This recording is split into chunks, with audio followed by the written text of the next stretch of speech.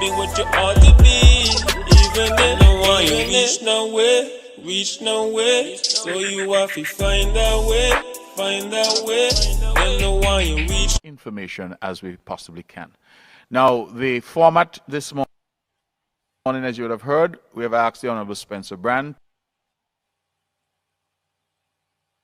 to present a slideshow which drills down and gives some greater details as to this project, and thereafter we hope to get into the questions and answers from you, the members of the press. So thank you all for being here. Very, very important engagement. Thank you.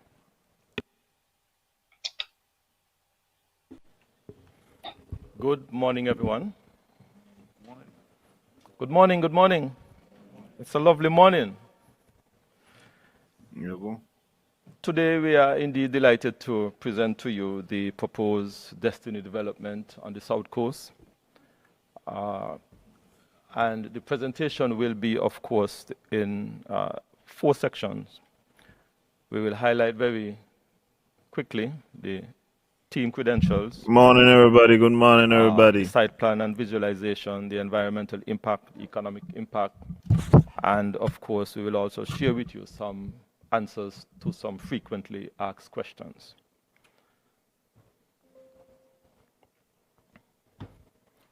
The project team, we would have heard the name Oliver Jensen, who is the founder and investor. We have also heard the name of Graham Brooks, who is one of the project lead. We have also Stephen Carvin, who is the chief financial officer. We have Georgina Atkins, who is the chief sales officer. We have Ben Hudson, who is the chief operation officer. We have Professor Tom Bell, who is a civil. Next slide is not who's controlling the slide. We have Professor Tom Bell, who is a civil and constitutional law consultant. We have Professor Mark Baer, OBE, who is a judicial systems and ADR consultant. We have Professor Eric Luna, who is a criminal and constitutional law consultant on this project. We have Andreas Buch-Gardner, who is a SEZ governance consultant. And we have Dr. Dawn D. Ketu, who is a Commonwealth law consultant. The architectural firm who are being consulted on this project is a firm named SOM, who is Skidmore, Owens, and Merrill, and they have been in existence since 1936. Their history would show that they would have designed 1 in every 250 square feet of built property in the United States of America. And that is significant. When you think of the expanse of the United States of America, here is one design firm that have designed 1 in every 250 square feet in the United States. They have received many awards, well, 6 awards from the AIA, that is the American Institute of Architects, for 25 years. They would have done some 10,000 projects in over 50 countries. They have had 87 years of innovative design and 2,200 international design awards. The project team also include WSP, civil engineer and infrastructure engineer consultant. They have, as a part of their team, Ryder Levitt Bugnall, who is the cost estimate, what we will normally call the quantity estimators. They have as well marine engineers, as their marine engineer and coastal engineer, H.R. Willingford. They have Deborah Brosnan, who is an advisor.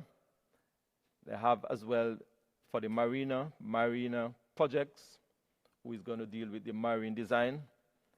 And they have Crabtree Group, Inc. as one of the advisors as well. To the site plan, that is a pictorial view of what the site is expected to look like. And we are hoping that that will be maintained during the entire phase of their construction. They will be using a number of design principles.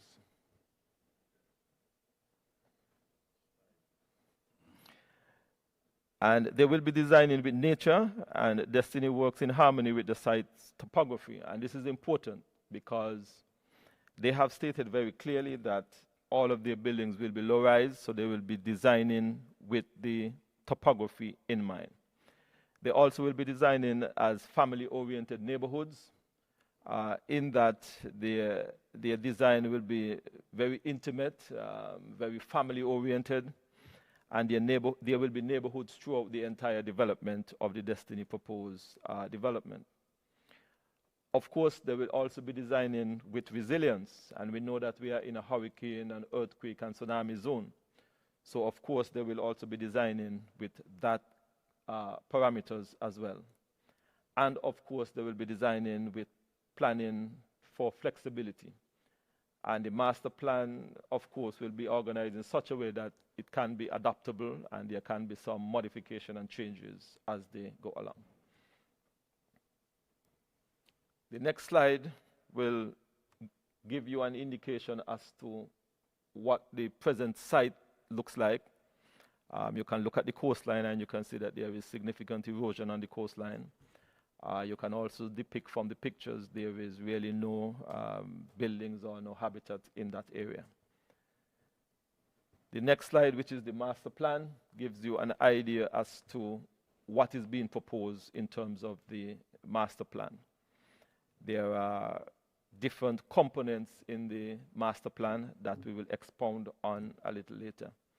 The master plan is subdivided into 4 sections, and that is proposed that there will be phased construction. That is why they would have had 6 different zones.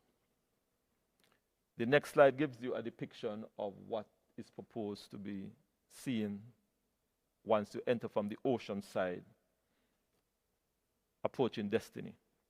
If you notice that there is no sky-rise buildings, everything is nicely tucked into the landscape. The next slide would give you an idea as to what the residential neighborhoods would look like in terms of their design concepts, what is proposed as it regards to the features of their buildings and what is expected to be seen. Next slide.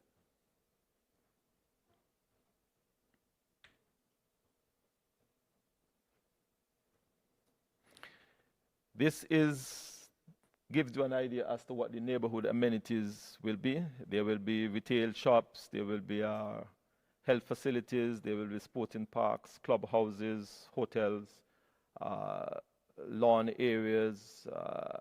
I have also noticed that there will also be a cricket field, so those of us who hope to get back into some cricket, like Alexis when he was much younger and he was representing Nevis as a cricketer, we can also try and rekindle that once again. There will be some sailing clubs, hotels, playgrounds, clubhouses. All of that will be a part of the Destiny proposed development. The next slide gives you an idea as to, again, another feature of the development. As you enter from the coast, this is a pier that they are proposing to be attached to the development where persons can arrive.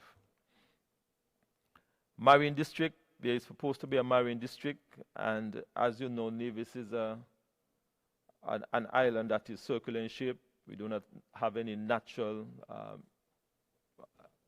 egress on the island of Nevis where we can construct any marina, and they are proposing that they will actually create a marina as part of the Destiny development.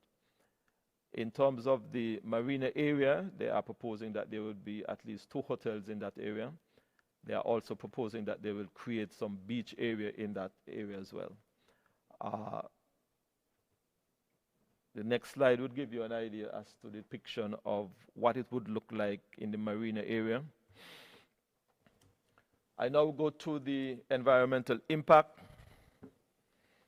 And as part of the protection of our environment, One of boy. the I'm back. significant feature of this development will be coastal reef and ecological habitat restoration.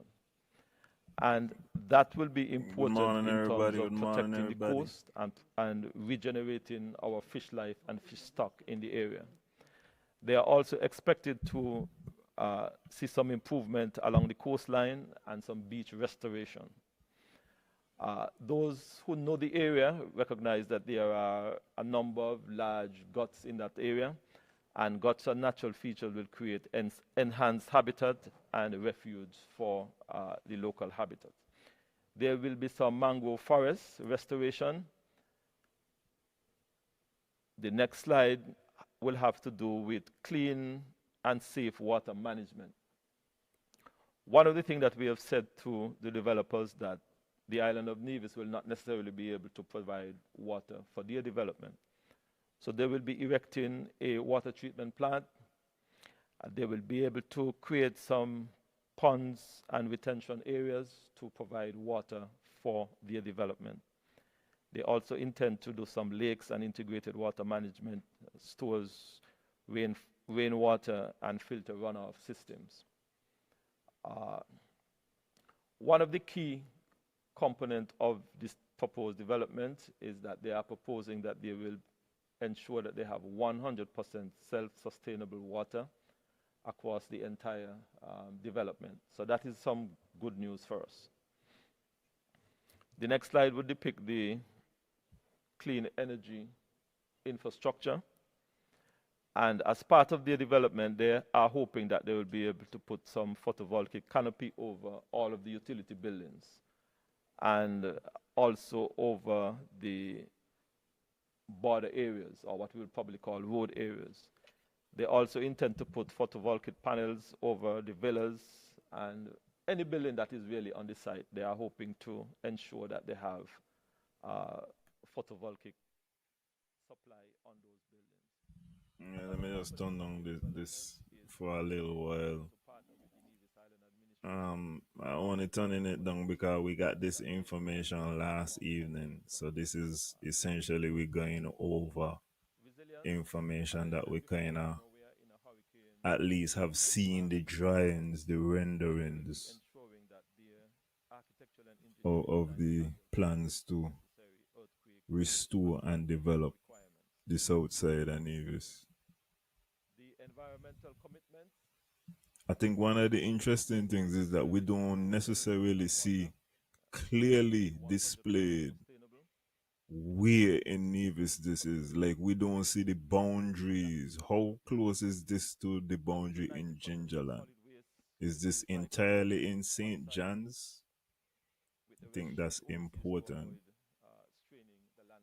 I will say I sent the proposal to my friend in the capital industry, and he is very excited for this project. Create new habitats and increase diversity of fauna. All electric vehicle fleet will be as part of their development, and that they are hoping will be powered by. So they are gonna have EVs. A number of these things that I'm seeing, I wonder why the government in general does not have incentives already for these things. But I'm gonna turn back up the volume right now so we can follow.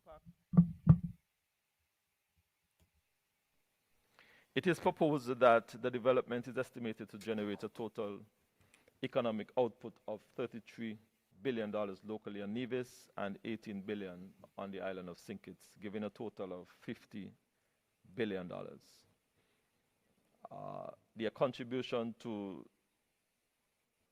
the GDP, $29 billion. Their total job year supported approximately 345,000. Let me back up a bit. The total economic output, approximately 50 billion. The total GDP supported is approximately 29 billion. Total job years supported, 345,000. And the total tax generated.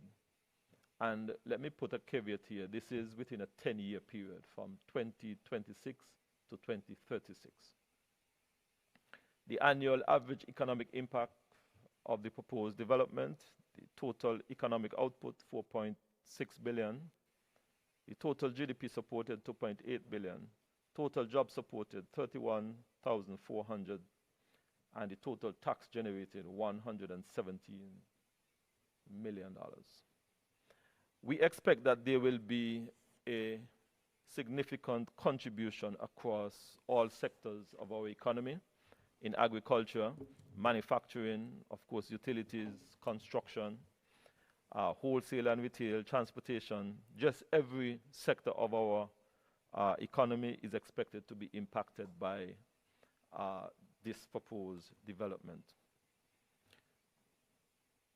We now move to the direct commitments.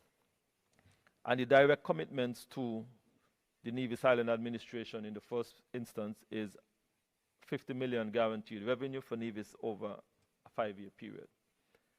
And this is proposed to be spent on the hospital, on also the Long Point Port development, and of course any other proposed projects or development initiative that the Nevis Island administration may wish to put forward. We expect that there will be a 20% profit share for Nevis, and that will be for the life of this venture. 10% will go directly to the NIA, and 10% will be placed in a sovereign wealth fund.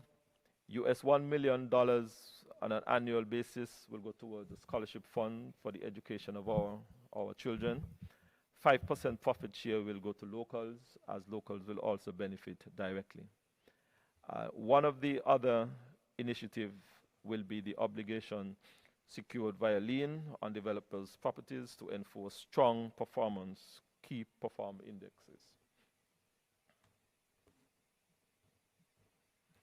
Now, we have had many questions that have been asked thus far throughout this process, and one of which has certainly been, Destiny will remain open. Well, whether or not Destiny will remain open to the public, and that will be the case, that Destiny will be open to the public, including our beaches. We have made it very clear over many decades that all of our beaches on the island of Nevis are public. We have also had significant discussion about the various historic sites, and it is the intention that those historic sites will be preserved, and they, of course, will be accessible to the general public. Land sales are compulsory, voluntary, sorry. Let me make that very clear. Let me make that very clear. Land sales are completely voluntary. Anyone who does not want to sell land will be able to keep it, or as in other cases, they can do land swap. For the first phase of Destiny, will be approximately 400 acres. The maximum size, if all current landowners in the area would agree to sell, would be approximately 2,670 acres. 1,500 acres of these lands are currently owned by just 10 individuals.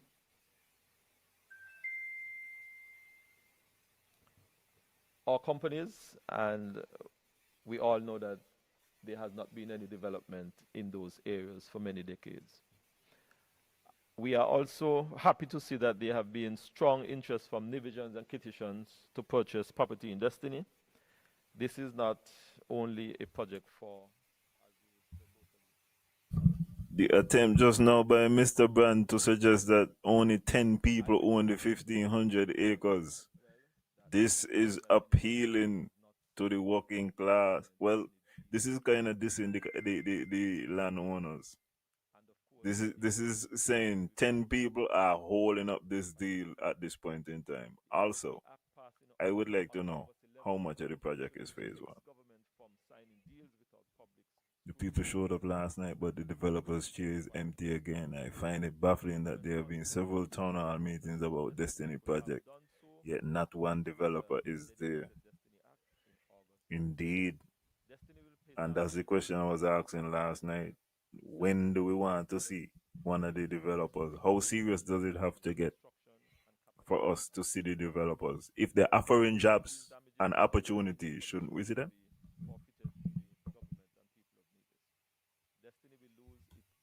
status if it does not meet its commitments and deadlines. The government would also only owe damage if it terminates Destiny's SSZ status without good reason.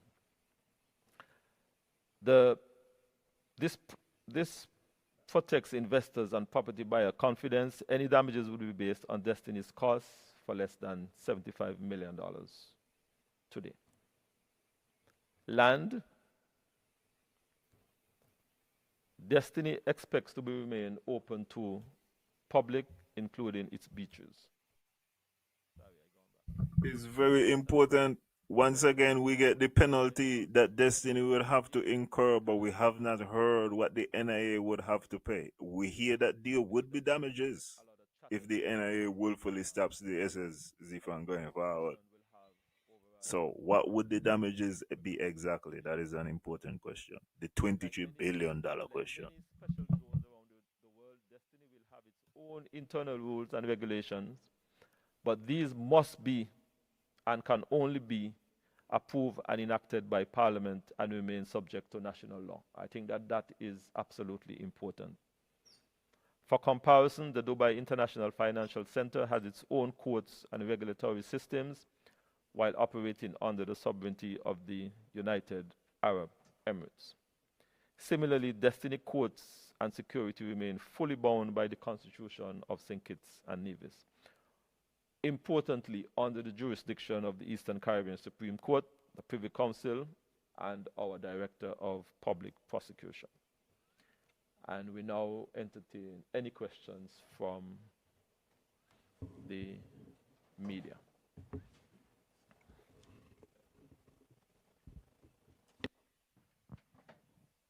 Okay, question time. This is going to be much less emotional than last evening. For questions, I see PS is not at his usual position. So let me just say that for questions, when you stand, could you please go to the microphone, identify yourself, and then pose your questions. Let's see who is in the building here, but I would expect a less contentious press conference and different range of questions as well.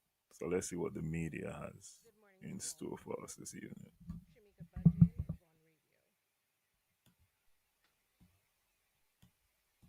Can a person who has economic citizenship be registered to vote?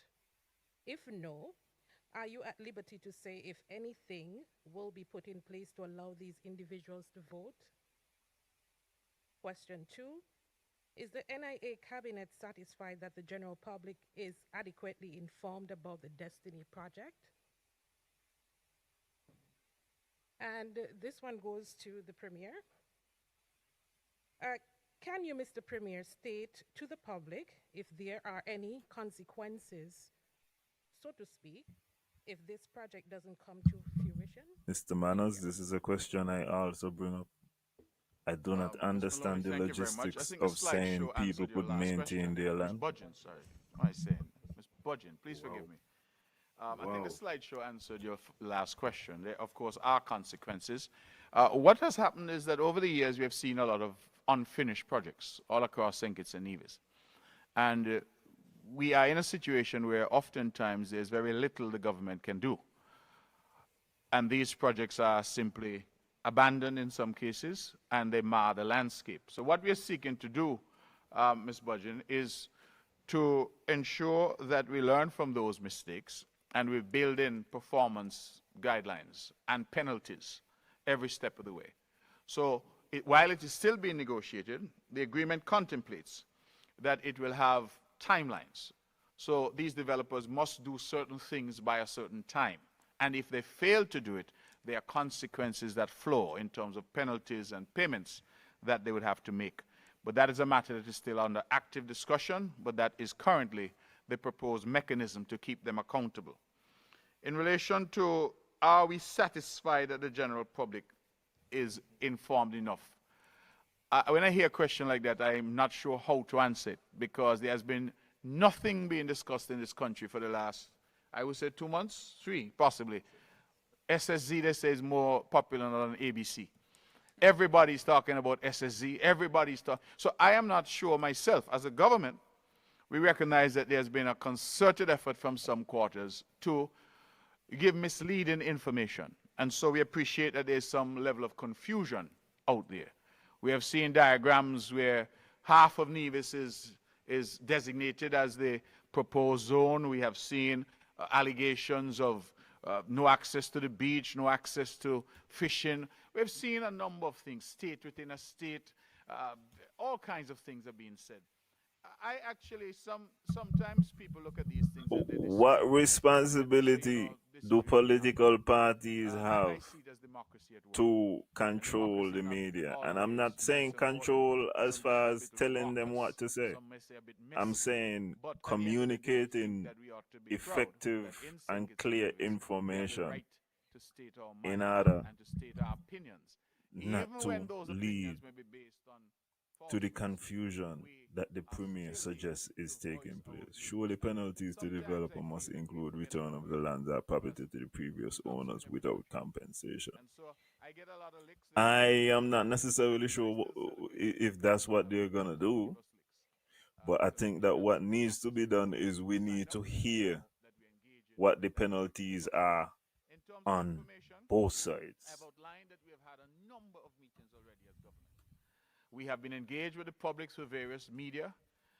We have talked about this through speeches and various engagements, but in terms of consultations, we have thus far met with the business community, the banking sector, the churches, and we're talking about meetings that were very well attended, the tourism stakeholders. We met in this very room with the members of the parliamentary opposition, shared with them the information, took their questions. We have met with the police high command, again, in this room. They voiced their concerns and made their recommendations. We are continuing to have those discussions with everyone. We are having this meeting now. Last night we had a packed house at the Anglican Church Hall, and this week we hope to meet with a standing room only at the Anglican Church Hall, I'm told, last night. And then tomorrow, is it tomorrow, Thursday? We meet with our sixth formers and our youth. We meet with our contractors and heavy equipment operators. So the reality is, Ms. Budgeon, we are trying to saturate the island in terms of discussions and engagements. All of these discussions now, just like today, are going live. People are out there, they're able to listen. In fact, someone shared with me last night that at that town hall, we had over 1,000 people on the live. So people are paying attention, and we're trying our very best. I will go on record to say that no development in the history of Nevis or St. Kitts has had this level of public discussion and consultation. None. No government has ever come to the people as we have come in this way. I have been asking this question. About secrecy and lack of information. Does the fact that no development has had this level of scrutiny mean that we have reached a juncture where we would like to have more say in how the island develops from a community level? In fact, I was very surprised. And how are we going to organize in order to register our approval or disapproval of these future projects?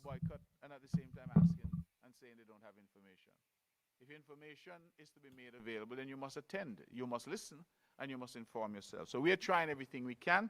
I will also emphasize, as Minister Brand said, that this development is the first of its kind in terms of openness and transparency. Why? Because this agreement has to be made public. Not if, not but, not maybe, not dependent on any of us here, but by law. Under the relevant SSZ legislation, it mandates, at Section 7, I think it is, that this has to go to the Parliament. And in the case of this development that is proposed for Nevis, it has to go to the NIA, that is the Nevis Island Assembly, and it then has to go also to the Federal Parliament. So this process that we engaged upon now is really at the very early stages. I say that to say this, that any agreement that we as Cabinet were to say, okay, we are comfortable with, we have then to signal that to the Federal Cabinet. The Federal Cabinet then has to say they're comfortable with it. They signal that to us. We then have to go to our Parliament to pass a bill into law, which incorporates the agreement.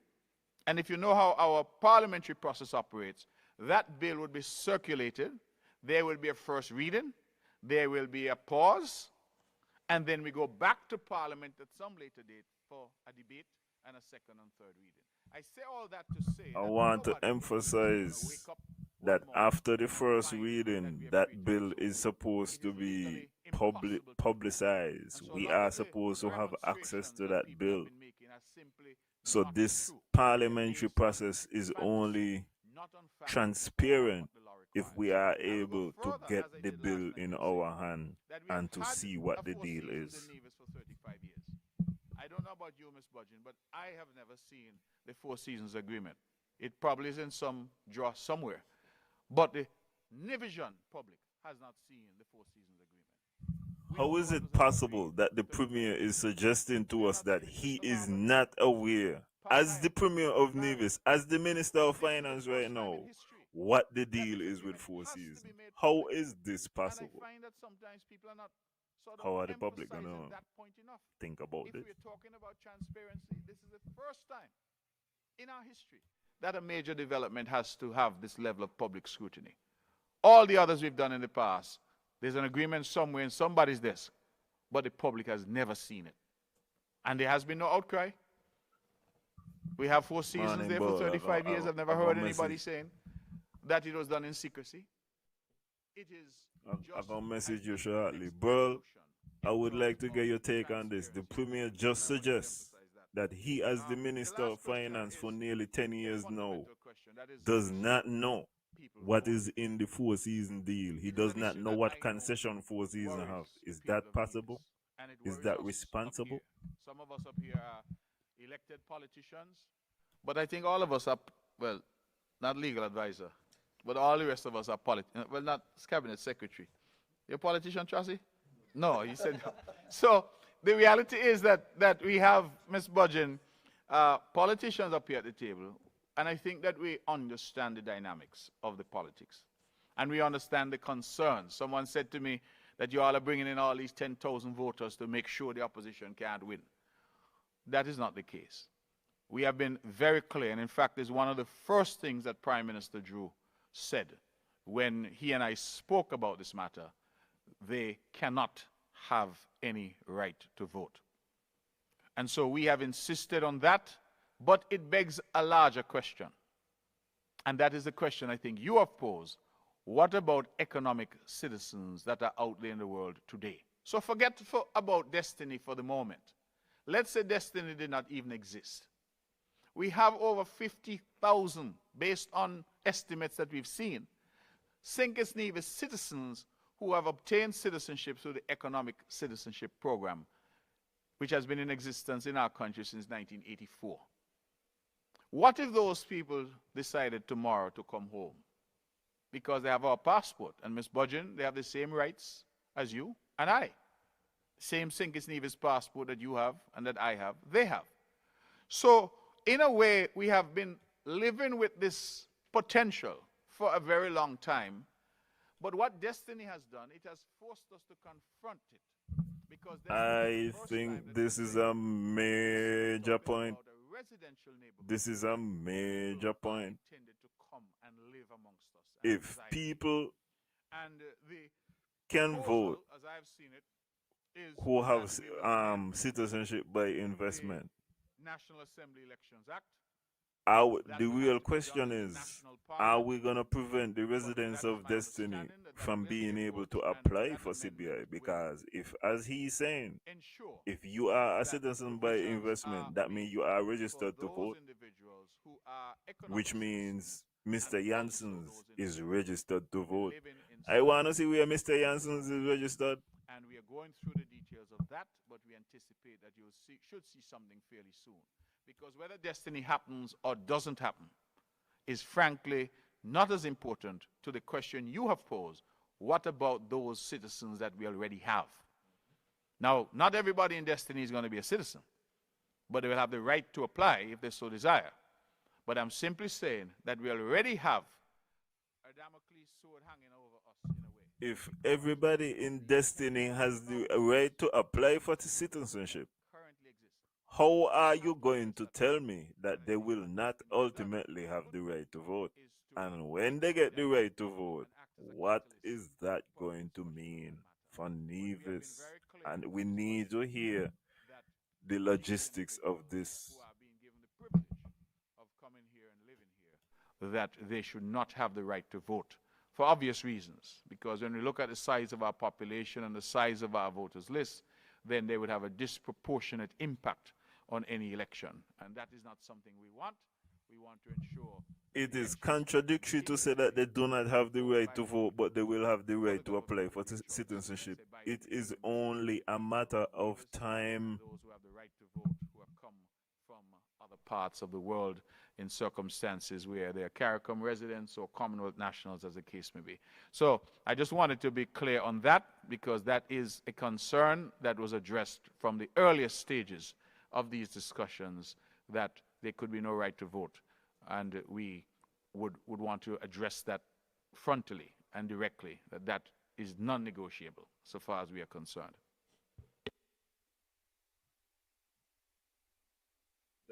That's a contradiction. How is non-negotiable? And you're saying that people in Destiny will have the they could at least apply. Beyond, Okay. and Beyond is here. I'm a YouTube content creator. I react to breaking news that affect the Caribbean region and Africa. I also have a travel channel, and it's good to see the whole cabinet here today. Well, as Beyond said, the whole cabinet being there. How do we feel about the fact that for the last 2 nights the whole cabinet has been there, but only the Deputy Premier, Mr. Spencer Brand, has really been taking charge of the presentation? What are we supposed to ascertain from that? Some pictures of the proposed zone, and we know large tracts of land in Gingerland will be a part of the sustainable zone. By looking at the image from the outside, the first image, when it gives you a good view of it, it looks to me that that project stretches all the way from Long Point. It looked to me like you're heading up towards Butler's area. By the look of that image, that's what it looked like to me. Because you know the map of Nevis, and if you look at it, you can. Ladies and gentlemen, Beyond is making a very important point. Some of the video there is definitely, may I tell you, Lovers Beach. At which part some of the video there is inconsistent. Large tracts of lands have been sold already, and they will have a community, a residential community inside of Gingerland. So my information is that they will have their own water inside there. Well, these residents will be wealthy Europeans and Americans mostly, and it will be thousands of them living inside a zone in Gingerland. They will have their own water, their own electricity. They will be tax-free. They will have their own security. They will have other special privileges, like they're not going to pay any land tax, house tax, none of that. They're going to pay, and they're going to have everything in there, living in ultra luxury. You would have seen the pictures already. And just outside. But one thing I want people to consider. I don't want to interrupt you, but is there a question? Yes, the question. Yeah, you got to ask a question. Outside the zone now, you will have residents of Gingerland. For the first time, Mark has allowed other cabinet members to be present at the press conference. But they're not speaking. Rices, Hickmans, the regular villagers in Gingerland living outside of the zone. And outside of the zone, we would have seen the number of dilapidated, can't even call the word now, run down infrastructure, government infrastructure in the constituency. The Gingerland Public Market, the Gingerland Hard Court, the basketball court, netball court, no lights is there. It is in a state of disrepair. The Hard Times playing field, I was playing cricket there the other day, no lights. I was there and it was darkness. You have the public library over there, abandoned for many years. We have a house right next to the police station, abandoned for many years, the health center. How is the next election going to look in Gingerland? Is Eric going to be able to leave Gingerland at 10 o'clock and go help people? How is that going to work out? You're eating up the time, Mr. Hanley, with a speech. This is intended to be a discussion on the SSZ for us to share information. There will be other opportunities, no doubt, for you to give a speech. Yes. But please, we are looking to get into the question is questions. Well, if the question is there, I bring can't it. just ask questions randomly. No, but so I have to you're give a going along with a background. half-an-hour speech before you can ask a question. That can't The be question acceptable. is There are other coming. members of the press here Yes. who would like an opportunity as well. Question is coming. Well, please bring it forward. Let us In the same way daily composure is hurting him, Mr. Brantley's composure is hurting him. Living in dilapidated conditions outside of the zone. And then inside of the zone, you have thousands of wealthy residents in there living in luxury, tax-free, free water, electricity, all of that. My question is, can the representative of St. George, Gingerland, let us know his big idea for the economic development of Gingerland outside of the zone, and approximately how much acres has been sold already to Destiny inside of the zone? See, that's this question. You see how simple it is? Yeah, And but I have another it took question you half for an hour to get to that one. So could you ask the other you. one as The well? next one is for you now, Okay, so could Mr. you ask Timmy. that one quickly as well so we could take note will be and very be able to quick. answer? Grateful. Thank you. Question This will be very sarcasm quick to you. is not gonna win it for the Destiny, premier. you mentioned it will be approximately 10,000 residents living in Destiny. Those residents will be citizens of this country. And as a citizen, the Constitution says you can vote and you can run for office. So in the future, you're saying Destiny people will vote for CCM. I am saying they will have enough. You're saying that's one of the fears, but what I am saying now, no, you're saying that is one of the fears, but what I'm saying now, with 10,000 citizens inside Destiny, they have the money and everything, they can form their own party and run their candidates and win easily and take over the country easily. You are saying that you will wake up one morning and change the Constitution to stop citizens of this land from voting. For over 40 years, you would have said not even a comma the governments in St. Kitts and Nevis could change in this Constitution. Not a full stop. Nothing they changed in over 40 years. And you are telling us you're going to wake up one morning and you're going to change the Constitution of St. Kitts and Nevis to ensure that citizens of this land do not vote. They will be citizens. If somebody from down the islands and people who don't live here can come and... Well, Beyond wasn't paying attention last night. The Constitution does not give you the right to vote. So my question to you... And so they would not have to change the Constitution. They would have to change the National Assembly Election Act. So this is not a constitutional matter. Beyond is beyond himself on this point. Yes, it is. Finished for now. Good morning, everyone. First of all, I have to say that I'm a little disappointed, Mr. Hanlon, because I think you have insulted the people of Gingerland to say that we in Gingerland are living in dilapidated conditions. That is exactly what you just said a while ago, that people in Gingerland are living in dilapidated conditions. I don't think you are living in dilapidated conditions, neither am I, and I don't think there hardly anybody... Beyond spoke about dilapidated infrastructure. He did not say that the people living in dilapidated condition. Eric is mischaracterizing Beyond on this point right now. You spoke about the hard court in Gingerland. You spoke about the playfield up at hard times. If there are no lights on the playfield, that does not mean that the conditions are dilapidated. There was recently a cricket competition there that I sponsored, and the teams were able to play their cricket. So if they were able to play their cricket, it can't say that the conditions are dilapidated. Not having lights. Yes, I've been turning down the audio when I want to speak. I'm sorry about that. Trying a new thing. You probably need to qualify and quantify what you mean by dilapidation, because if the conditions do not have specific lights or any other amenities, it does not mean that they are dilapidated. With regards to, you said that a large portions of lands have been sold in the Gingerland area. I am not sure how much of the land will be used for Destiny will be sold for the Gingerland area. What I can tell you, the last tally that we had was that 68% of the target of the lands have been sold. You also said that the person you also mentioned as well, which is, I believe, some misinformation. You say that most of the persons who will be living in his zone will be wealthy Americans. We don't know who we don't know whether they will be Americans, Europeans, or where they're going to be coming from, because we are not the ones who will be promoting the development, and we are not the one who's going to be selling the units that are there. So we cannot come and say that most of them will be Americans. We are not sure.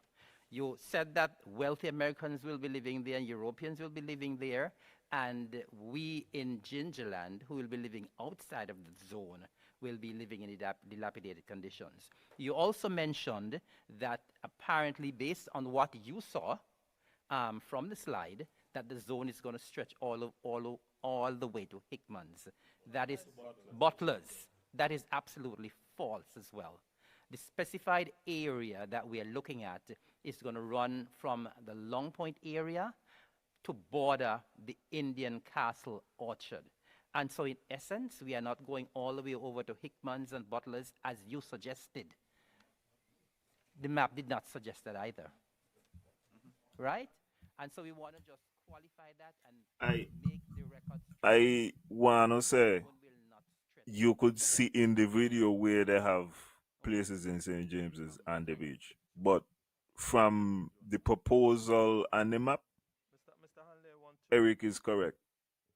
This is going to be from the Orchard in Indian Castle all the way back to Long Point. And that's what I was saying last night about the mangrove. The mangroves are before you reach by the lighthouse. And own security.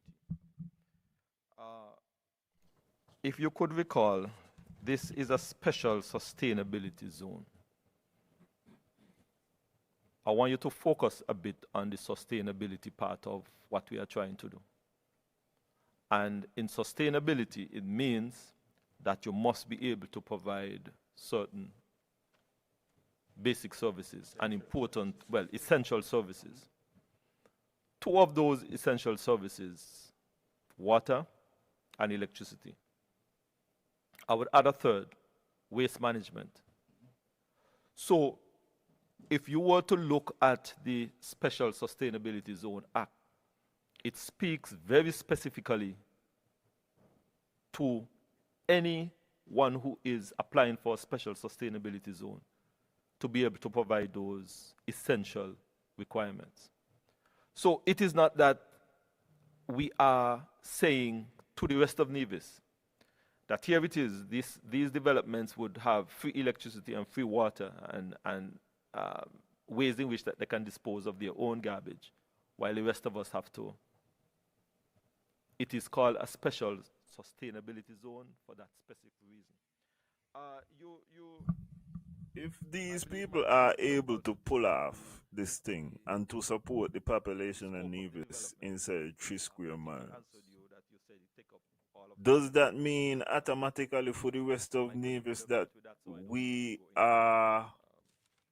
just got to maintain our existence because ultimately we don't have the capital? Is it that money could solve every issue? I marvel when you based on if they are successful. I believe that you are old enough to know that some years ago, the island of Nevis, you are older than the Constitution. Well, you see, more power to you. We would recall that on this island, the people of Nevis sought to enact a particular clause in the Constitution. And I believe that you are astute enough to know the challenge and the difficulties that we would have encountered in changing or enacting that clause in the Constitution. None of us up here can change any constitution of St. Kitts and Nevis overnight. That can't happen. It is a very high bar that has been set for any change in the Constitution to occur. And as you said, you are old enough, as old as the Constitution, to know that changing the constitution overnight is not something that can happen easily. So I would leave that there. Just before the Premier comes in, I just wanted to just strengthen the point that Minister Brand just made Abi just don't listen, Abi Deputy Premier, so Abi I got to hear what Erica say. Janelle is so bored ship and she phone right now. What Mr. Brand just said in the last part though, that was where he dropped off for me. But he got a composure right now. Yeah, he got a composure. He's not being sarcastic and he's taking the question seriously. I feel like that needs to be the position of the concerned citizens movement if they want to get the people more on their side. I think that there are other things that they could do as well. But in order to get this thing to a position where people are supporting it, I don't think sarcasm is a good look. But I think that I have been trying to use the analogy with the Four Seasons Resort, which is a significant development that came 35 years ago. And what I would say to the people of Nevis and to members of the press here, the government, the taxpayers of Nevis provide electricity, they provide water, and they provide waste management for Four Seasons. Now, the average Nevisian may not know the pressure that that creates on our system, but I could tell you, when we have, for example, water difficulties, one of the big problems we have is the extent of water that the Four Seasons consumes. And that pressure is entirely on you, Mr. Hanley, and me, to provide that to the Four Seasons. We have learned from all of those lessons. And so one of the things that we are now saying is that, listen, if you come with a big development, you must put in your own. You must basically provide for yourself, because the people of Nevis should not carry that burden. So we can look at this as the way you've tried. How are these people gonna find a solution to support a Nevis in 3 square miles? And how is that gonna reflect on the government? That would ordinarily fall on the taxpayers of Nevis have been removed. And that is what we're talking about, sustainability. It will be for them to provide what they need to provide. Now, I understand, Mr. Hanley, why you're saying that the zone goes from Butlers, because you started that particular misleading statement. I think I saw you draw a green line about half a Nevis, and you distributed that on your widely watched YouTube channel. And it wasn't on YouTube? Okay, so you only try to mislead people locally, not internationally. Because that map, I said, I'm so happy you put the line in green. Because, yes, I did. I said, I'm happy that you put it in green. So, the reality is that the zone is nothing to do with Butlers and those areas. And we need to just stop peddling these types of claims. If we're going to have a credible, sensible debate that befits our stature as an educated public, I think let us get rid of all the efforts to mislead people, and let us get down to the brass tacks of what it is proposed, and get legitimate feedback in terms of how we can negotiate something that is better for the people of Nevis. So that is really where we are. In relation to those lands, I have said repeatedly that the lands have attracted a lot of recent attention. In fact, some people are discovering all kinds of things on those lands. I'm told the only thing left for us to discover now is gold, frankincense, and myrrh, because everything else is suddenly new. And what it tells me, I actually smile, because it tells me that a lot of people who are talking about the South Coast of Nevis actually know nothing at all. Another false comparison is the comparison to Dubai or Monaco. Dubai occurred because they wanted to diversify from oil. They had the oil, so they needed to diversify into technology, etc. It wasn't that they went to technology to revive anything. It was to make sure that they are not just like an oil state with no other options.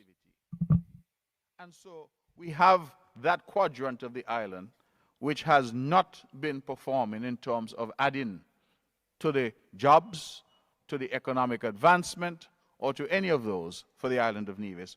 We now have an opportunity for a development which will transform that area. And the lands that are in that area, as you would have seen from the slide, Almost 1,500 acres of those lands are in the hands of just 10 people. So there is a lot of chatter about, oh, we're losing our lands. 1,500 acres is in the hands of just 10 owners who have done absolutely nothing with those lands to develop those lands over the years.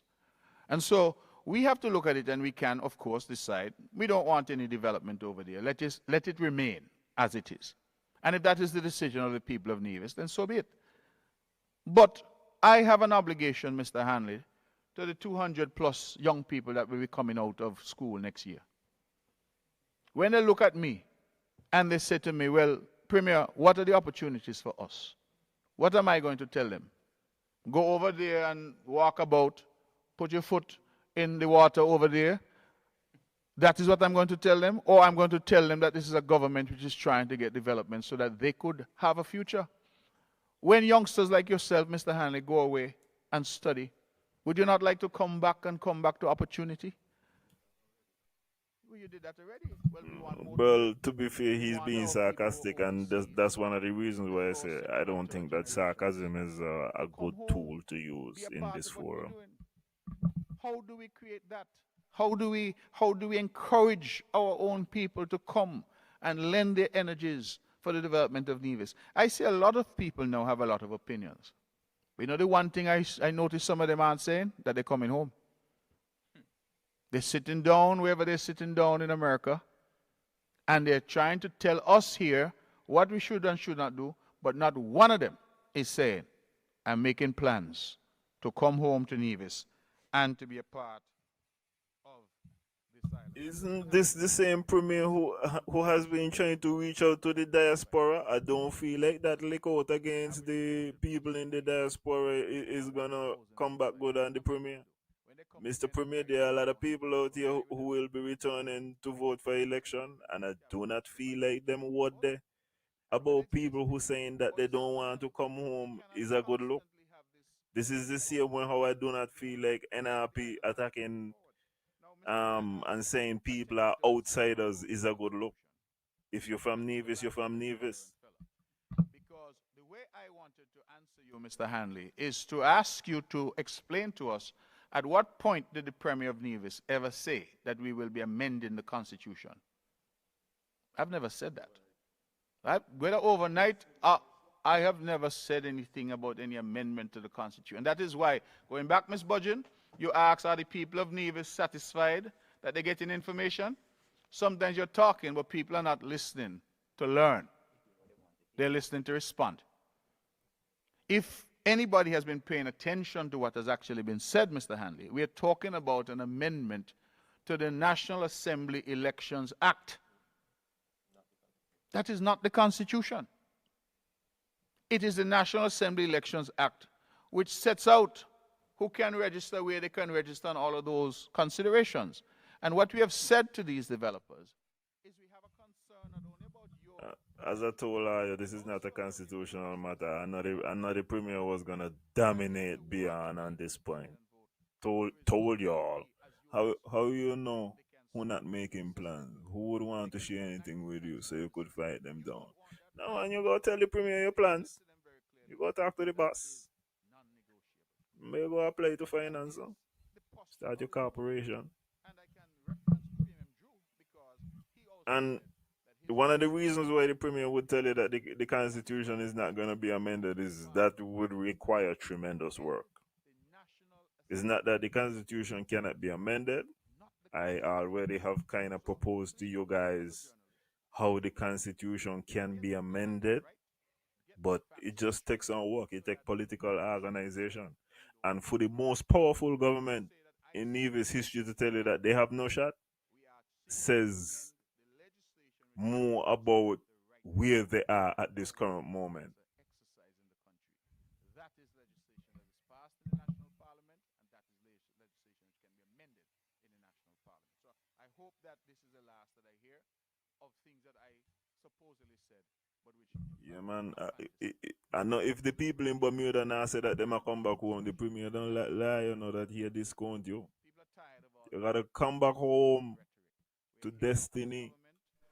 Entire cabinet, and we are here to share factual information with you and with the members of the press. Thank you.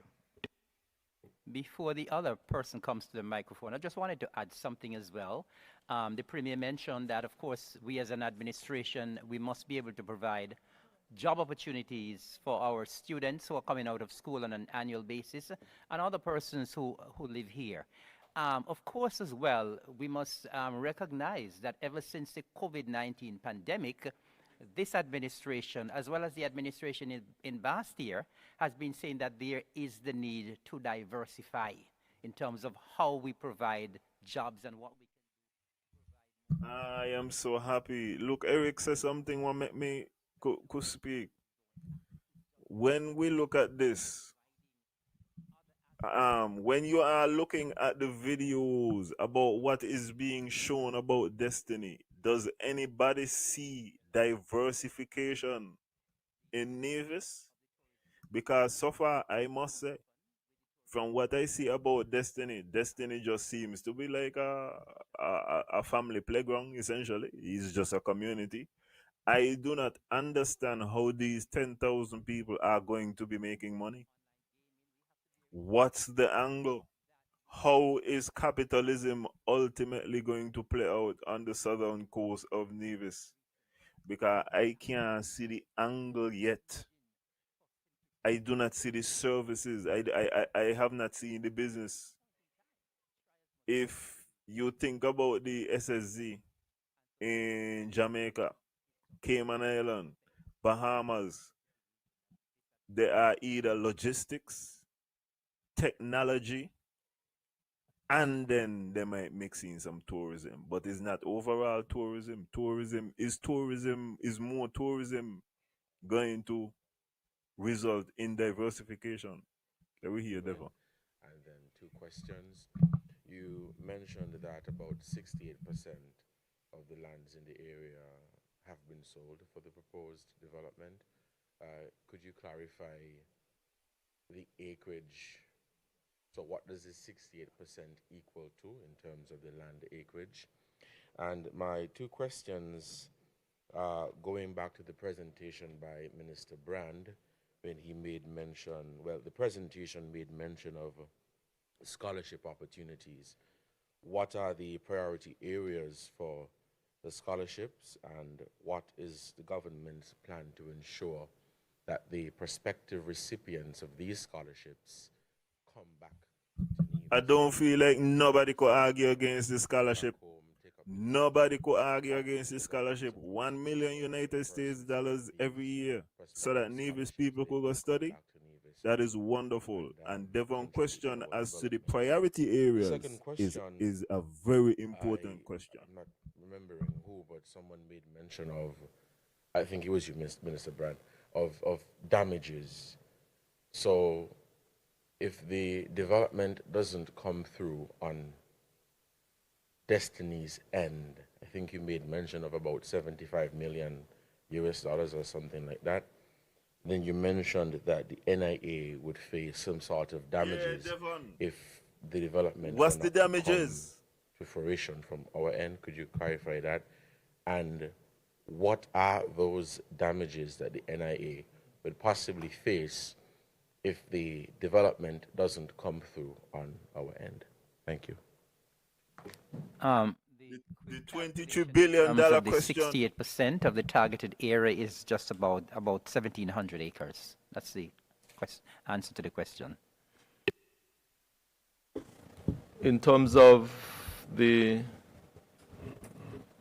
scholarship and priority areas, the Nevis Island Administration on an annual basis publish various areas that they would encourage our children to apply for scholarship. We have, I honestly can't necessarily remember all of the areas. Listen, I got to turn down Spencer. I don't feel like Spencer equipped for the question. This question is not for the areas that you currently post up. What is going to be the plan going forward? Those are areas that we feel can be the engine of growth in our economy. You also asked about how are we going to ensure that they return home to the island of Nevis? It is our hope that we will ensure that there is a bonding mechanism. I know that is something that the government would have used over time, where they receive these scholarships and they are bonded to the island for 5 years, 10 years, whatever the period is. But that is one of the mechanisms that we are hoping that we'll be able to use to ensure that these persons who are recipients of these scholarships can return and help us develop the country. Just a quick follow-up, if I may. Sure. So I know if you get a scholarship from the NIA or the federal government, whichever institution you're bonded to, that institution. No. Only to return. You have to return to the country, yeah. Yeah. Okay, thank you for that. So the scholarships that would come from Destiny, you're bonded to the island. Yes, yes, yeah. You take the next one about here. In relation to the question you asked about penalties, the approach that the proposed agreement seeks to take is essentially to say that they do not, of course, wish to make this investment and have the government thereafter tell the people basically to go away. We don't want you in this. And so the penalties that they propose for the government, if we were to repeal the zone, they propose a formula of 2 times the capital expenditure plus the cost of the real estate. Of course, we can't quantify that at this point, because if it were to be done today, there's been no capital expenditure, and the cost of the real estate would be, I suppose, the 1,700 acres that they have contracted to purchase. We have seen some wildly inaccurate numbers being pandied about. I think $20-something billion. That is, again, one of the falsehoods that some have engaged in with quite a degree of glee as they've tried to mislead people. That is simply not accurate. On the other side, basically, what these developers have been saying is this. Oh my God. That all the obligations to perform are on them.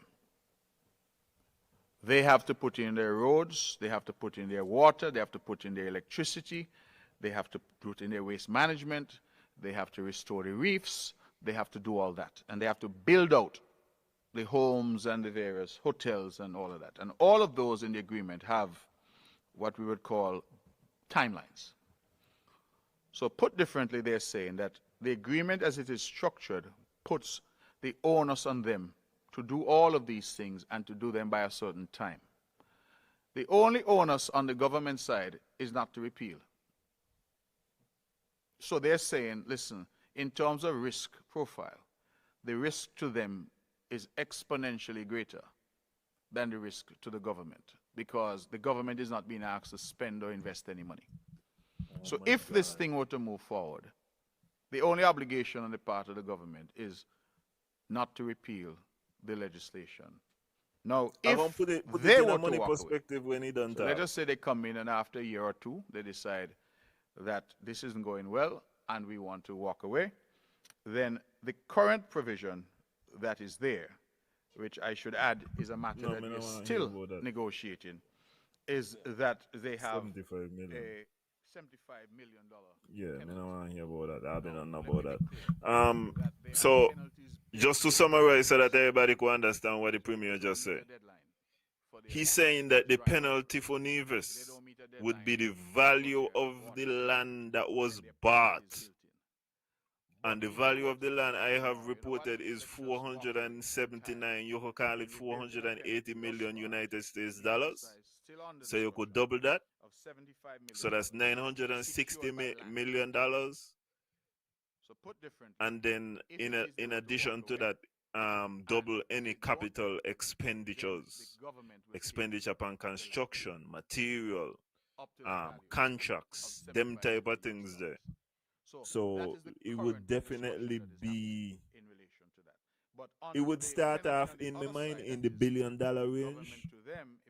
And according to how long the project goes on, That is then difficult for me today to tell you. the higher the because there's a liability formula goes for until the calculating that. So project is complete. if we were to repeal it 2 months after this agreement were passed into law and the zone came into effect, they may not have spent very much in terms of capex, right? Capital expenditure. They may not have spent very much in terms of anything else. And so we're really only talking about the cost of the land at that point. If, however, we repeal it after 20 years, when, of course, you have a fully developed, then clearly you can see that the cost would be exponentially greater if a government in 20 or 25 years were to decide at that point that they do not want these people here and they want to get rid of them. So the idea really is for us to, and that is one of the reasons why we have said that we need proper consultation with our people, one, and two, we need proper ventilation of any agreement that is engaged into with the public and certainly with the parliament, because everybody has to understand what it is we're doing, what the implications may be going forward. Listen, I'm very confident when I tell you that the figure for the land is $480 million. This is based off of reporting from the premier. Even now still being actively negotiated. So I just want to make that point, and I hope that I've answered your question on that issue adequately. I don't want to just a quick follow-up. So you said that the risk on their end would be greater than for ours, as in Nevis or the Nevis Island Administration. But you mentioned that the more time so if there is to be a repeal, the longer it takes, the greater the risk. I'm just trying to understand. So if we repeal, if there is a repeal 10, 15, 20 years from now, it means that the price tag, for lack of a better term, would continue to increase, which suggests to me that the risk may be greater. Should there be an election, as the officer asked last night, should there be an election to determine whether or not we want to move forward with this thing? This year gets serious now. I understand, but perhaps I wasn't as clear as I ought to be. Clearly, if in 10 or 20 years that project is there, then it means that that project has been wildly successful, because it means that the benchmarks that are built in have been met. They put in their water, they put in their electricity, they built their homes, they built their roads, and all of that is there. 20 years from now, we should have a thriving community there. So you're right that the cost, because it's capex, it's capital expenditure. So clearly your capital expenditure in year one, or in 6 months, let me use that, should be a lot less than your capital expenditure in 10 years if you continue to invest in that development. So I don't see it as the risk being greater, because by then the people of Nevis should already be seeing significant benefits from this zone, in terms of jobs, in terms of all the spin-offs that we anticipate in the economy. So when I said about risk profile, I want to be very clear, so I'm not misunderstood, that the reality now is that because the developers have to come out of pocket for all of these, remember, as I said, unlike, say, the Four Seasons, or unlike the Marriott, or unlike Christopher Harbor, we have not had to put in any infrastructure. So there is no risk in that sense, financial, to the taxpayer of Nevis, in terms of having to upfront money to pay for water, or roads, or electricity for them, or waste management for them. They have to upfront that money themselves. And so, really, as I said, the obligation on the government is just, don't repeal the... Well, the land in the area costs $5.50 per square foot. They want to get 2,400 acres over there. So if you multiply the square feet in 2,400 acres by 550, you will see the amount that the land costs. when we're talking about the capital expenditure, he basically saying every time they develop the property, that is going to be added on to the price that they pay for whatever land, and you have to combine the price of the land that they buy with the amount that they pay to develop the property. And the people of Nevis will be responsible for that times 2 if there is any reneging on the deal. Penalties start to bite. And again, I emphasize that if they don't meet guidelines, standards, and timelines, then the penalties bite as well. So we have tried to build those in, Mr. Cornelius, simply because we have realized that other projects around the island and around the country have stalled. I shouldn't say failed, they've stalled.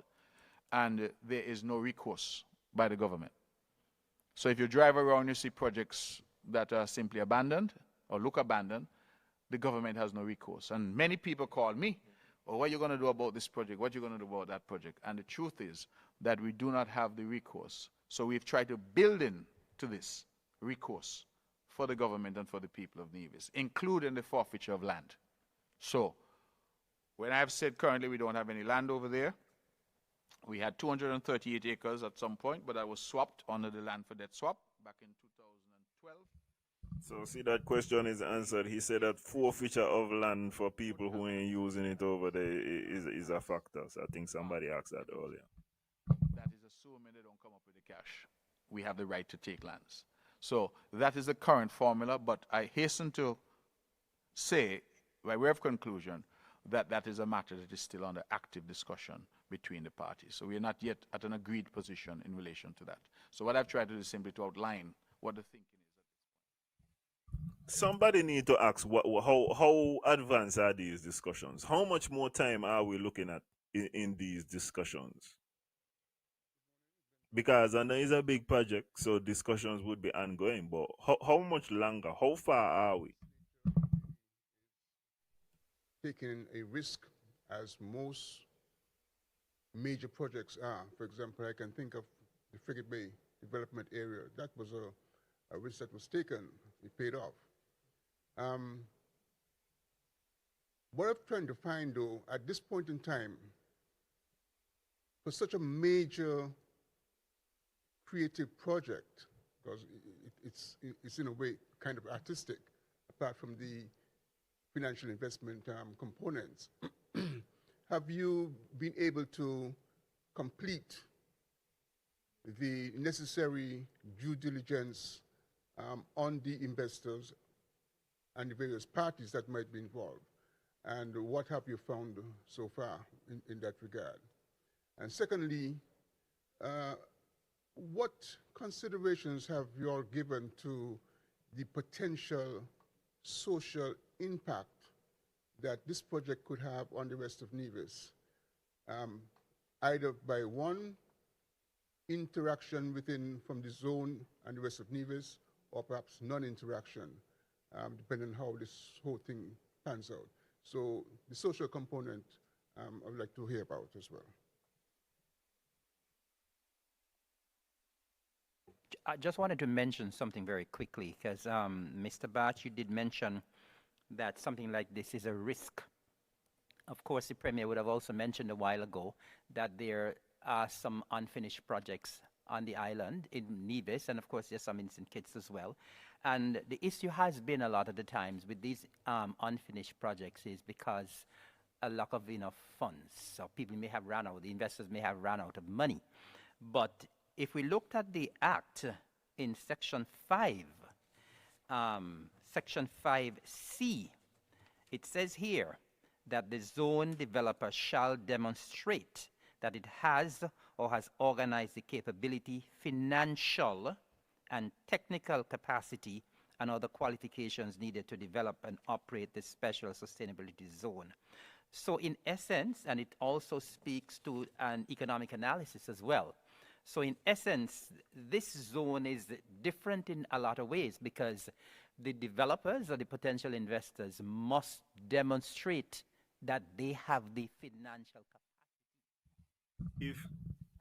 This answer what Eric giving right now, if they do not say that they in the due diligence that they see the financial capacity, this is gonna be a problem. That they must have and demonstrate that financial capacity, and that is also part of the vetting process that would have gone on in terms of who is involved in this project. I just wanted to mention that. Mr. Bart, subject to comments from my colleagues,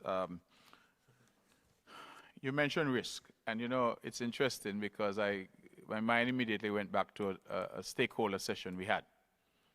I think it was with the churches, and one person who made a comment said, you know, they wanted guarantees. Where are the guarantees? And my good colleague and cousin, the deputy premier, said that the only guarantee in life is death. Perhaps a harsh answer, but entirely accurate. Projects bring risk. And you mentioned Frigate Bay. That's an example of a project that really has succeeded. You mentioned, and has built out over the years. You mentioned Four Seasons. Well, I would mention Four Seasons. That's a project that was fraught with risk, but that has benefited over the years. And so there are others on the other side, meaning on the other side of the line, projects that have been attempted that have not succeeded. So oftentimes when we're in leadership position, Mr. Bart, we're having to debate with ourselves, which side of the line do you fall on? Do you govern in a way which is entirely risk averse? Because you and I both know that the only way to find out what's in the ocean is to leave the shore. And so if we say we don't want any risk, we will constantly stay in the position that we're in. When Four Seasons came 35 years ago, it was a risk. And I am told, and I recall in my youth then, that some of the arguments, people say, oh, you know, foreigners coming to take over, you won't be able to use the beach, you can't go pick coconut anymore, we can't catch crab.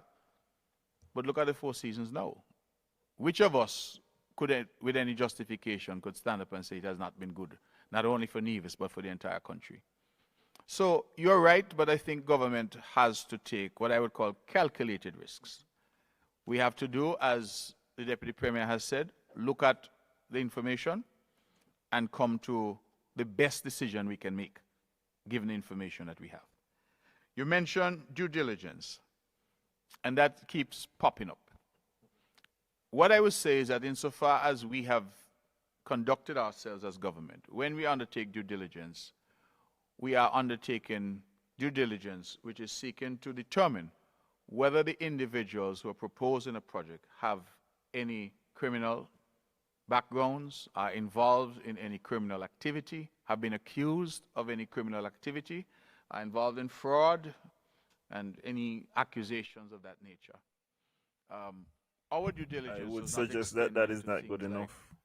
you know, what their sexual orientation is, what religion they are, whether they're Muslim or Hindu.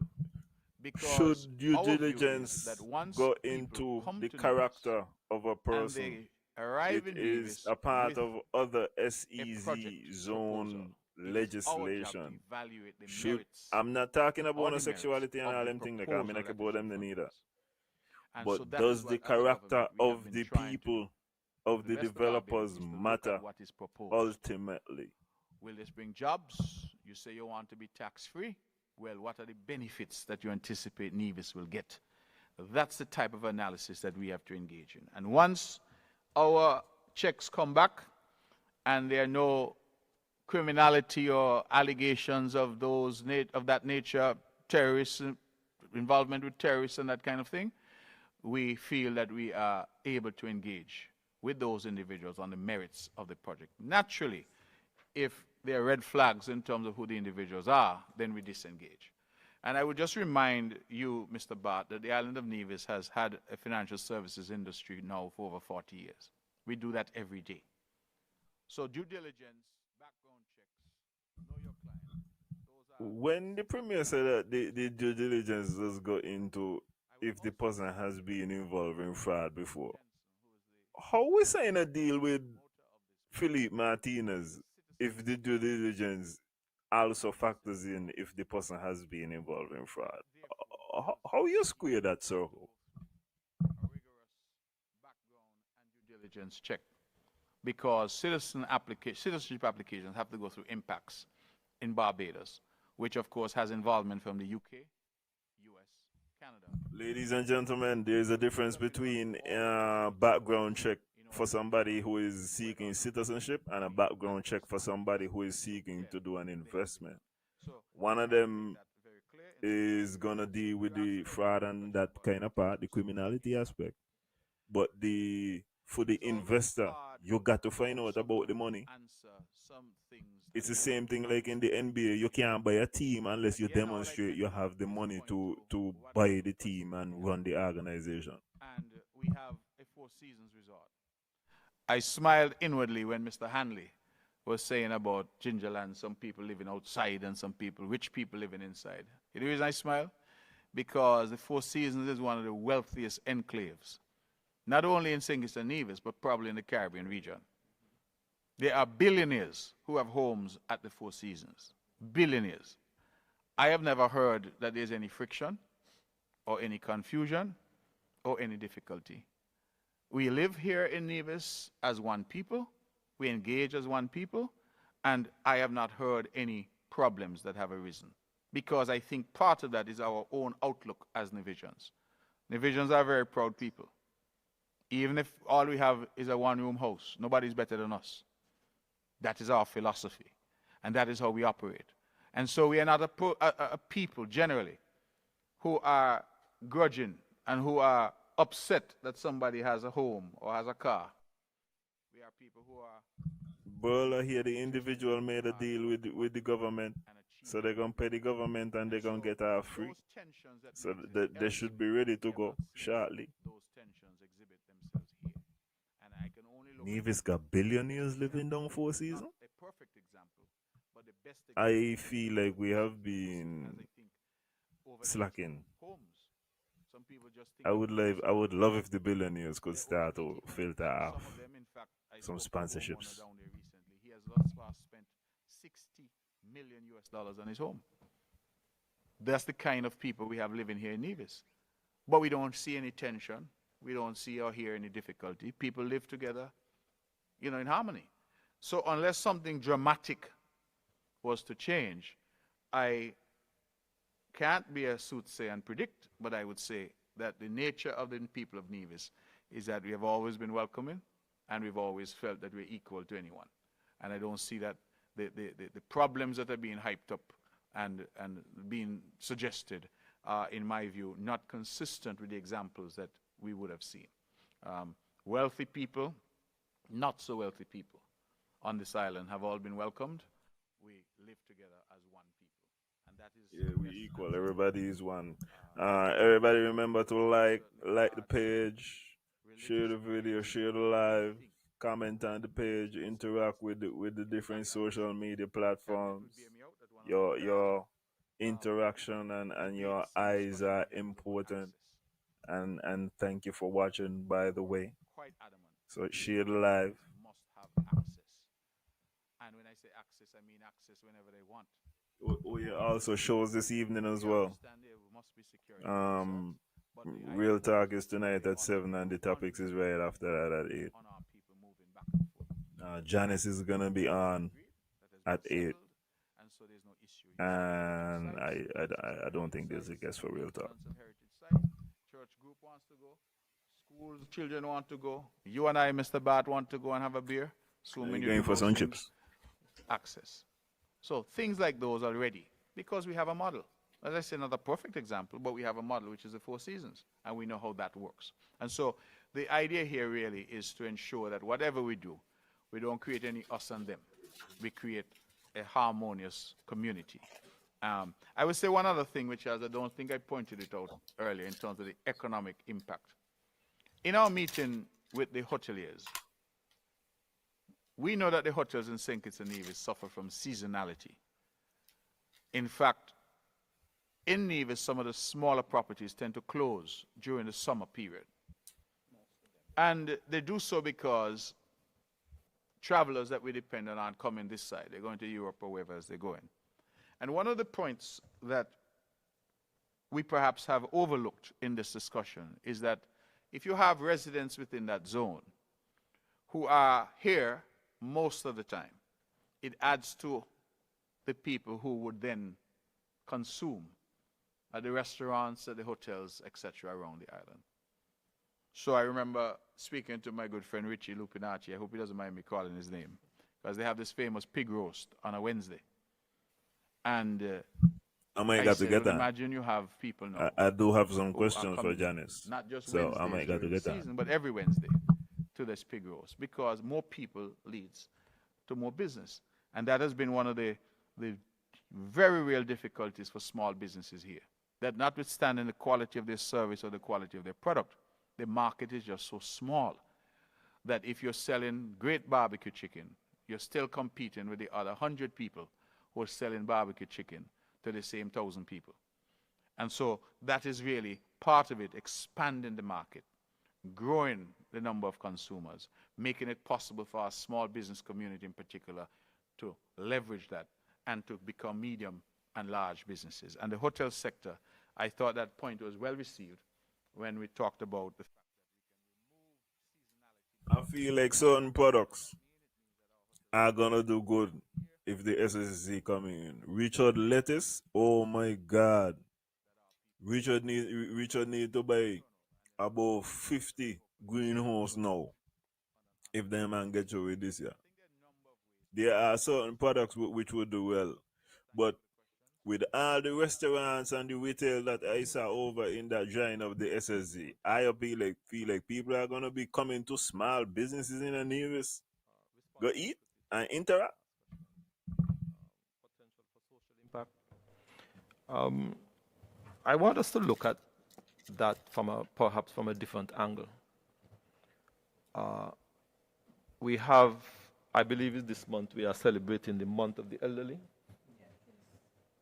And I think that this development can create some opportunity for us to expand some of our social safety nets. We have some programs that our elderly benefit from: free water, free electricity. Of course, I believe that they also receive free medication and all of those kind of things. I feel that with such a development, it creates the possibility for the government to perhaps be able to have much more available, quote unquote, disposable income to assist more people. We have as well here on the island of Nevis, and by extension the Federation of St. Kitts and Nevis, our sporting community, our young people. Many are involved in different type of sports: football, cricket, tennis, all kind of things.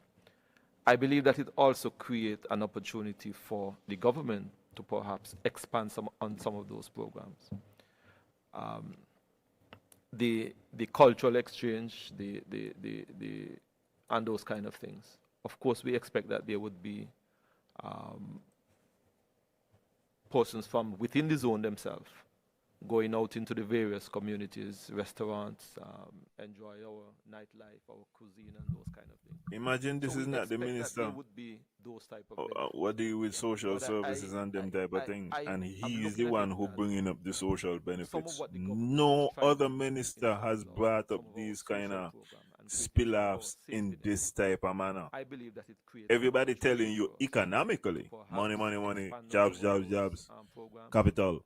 and to create more But opportunity for persons to benefit Mr. from Brand now is the first person who social come in safety and program. I just telling wanted you to add about that like to social what plans and Premier would have social said, and also programs the to deputy would have said. benefit the people, not And I just the just money, wanted to money, add money in is your that in face. terms of the social impact as well, there's another dimension of the social impact that we can also add.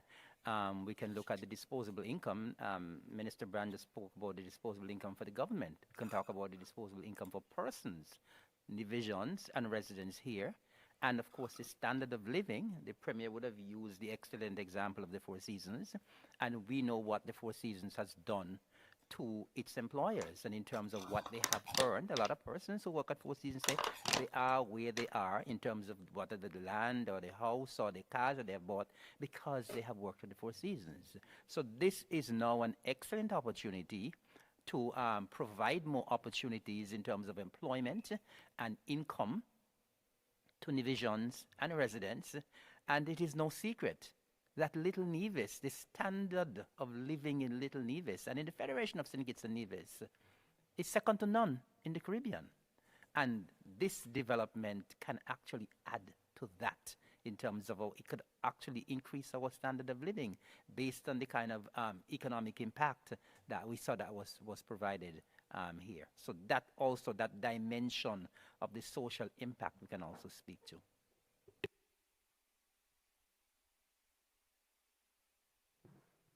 Morning. Willan George, Observer. Mr. Brown, I got a question for you. Some years ago, you had a project proposed for the same south of the island. Is that one of the hotels that's going to be proposed in the zone? Wow. Wow. Wow. Wow. What a delivery. I have not been approached to have that hotel be a part of that development.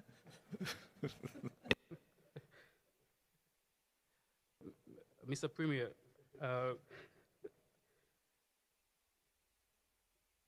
before the SSZ or Mr. Johnson approach you with the project, have any local business owner approach you or the government to have such a development on the south of the island?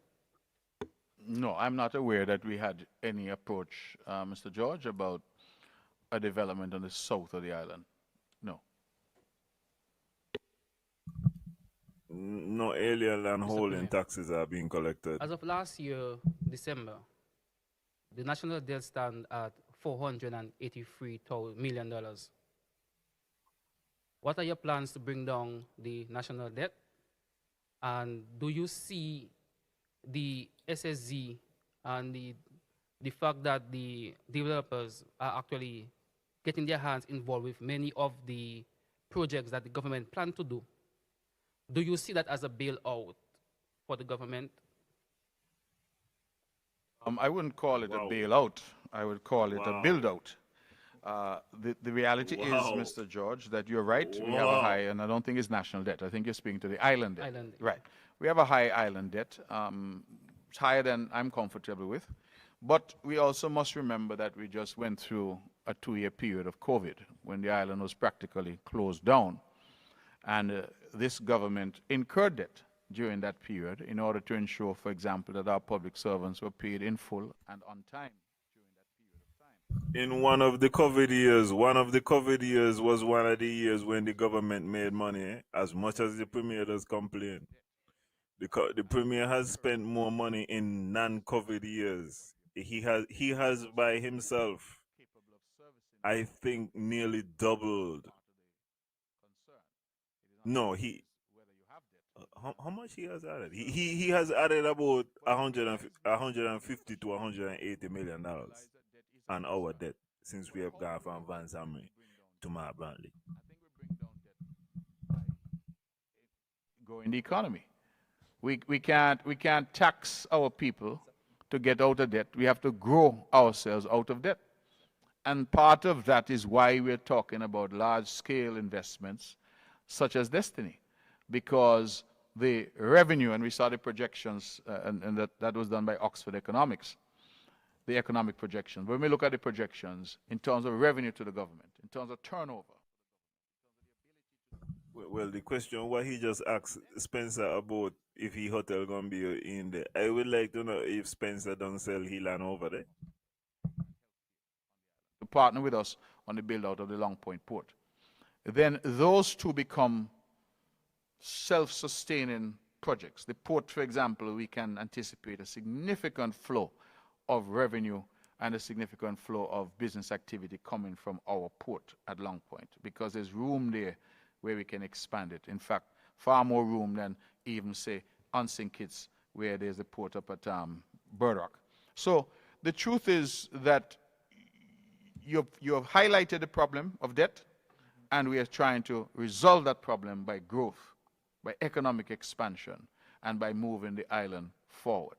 Because, again, I say, if we continue to do the same thing over and over, we can't expect that we're going to get any results other than the same results that we've got over and over. So that is pretty much where we are on that issue, but I think that you should be comforted and the public should be comforted that we are currently servicing our debt and dealing with it as a responsible government would. Mr. Premier, earlier you mentioned about the government will pay the developer in case the project is no longer fruition. Who's going to pay, the federal government or the local government? Seeing the fact that the law was a federal act, who will actually pay the money? Would it be the local or the federal? So again, the way the provision is designed, Mr. George, is really it will look at the party that's in breach. So the party that has committed this breach. So take, for example, the SSZ legislation. In truth, only the federal government can repeal that legislation because it is national legislation. So if the federal government were to go in and to repeal that legislation, then the liability would fall there. So the issue really has to do with a question of which party is more culpable. But I do think, if I recall, Madam Legal Advisor, there was something about joint and several liability. Right. So both governments could potentially also be on the hook for any payment if there is a repeal or repudiatory breach of the agreements for this Destiny proposed development. So that is the position, but as again, I went at great pains to explain currently what the framework, the suggested framework is for any such breaches and the penalties associated with those breaches. Next question is for Mr. Evelyn. Does Destiny or any affiliates of Destiny own any land in Nevis besides the salt or the island? And how are they going to be able to facilitate the land swaps that they are proposing? Well, to my knowledge, Mr. George, I don't know that Destiny own land elsewhere. I guess that research may have to be done at the registry, but I'm not aware that they own land anywhere else. I know that they have been looking for lands elsewhere to accommodate the swap. But These people have actively been saying that they will swap land with you in other places in Nevis. Last question for the Premier. It's not responsible not to know that. But I lived there for some years now.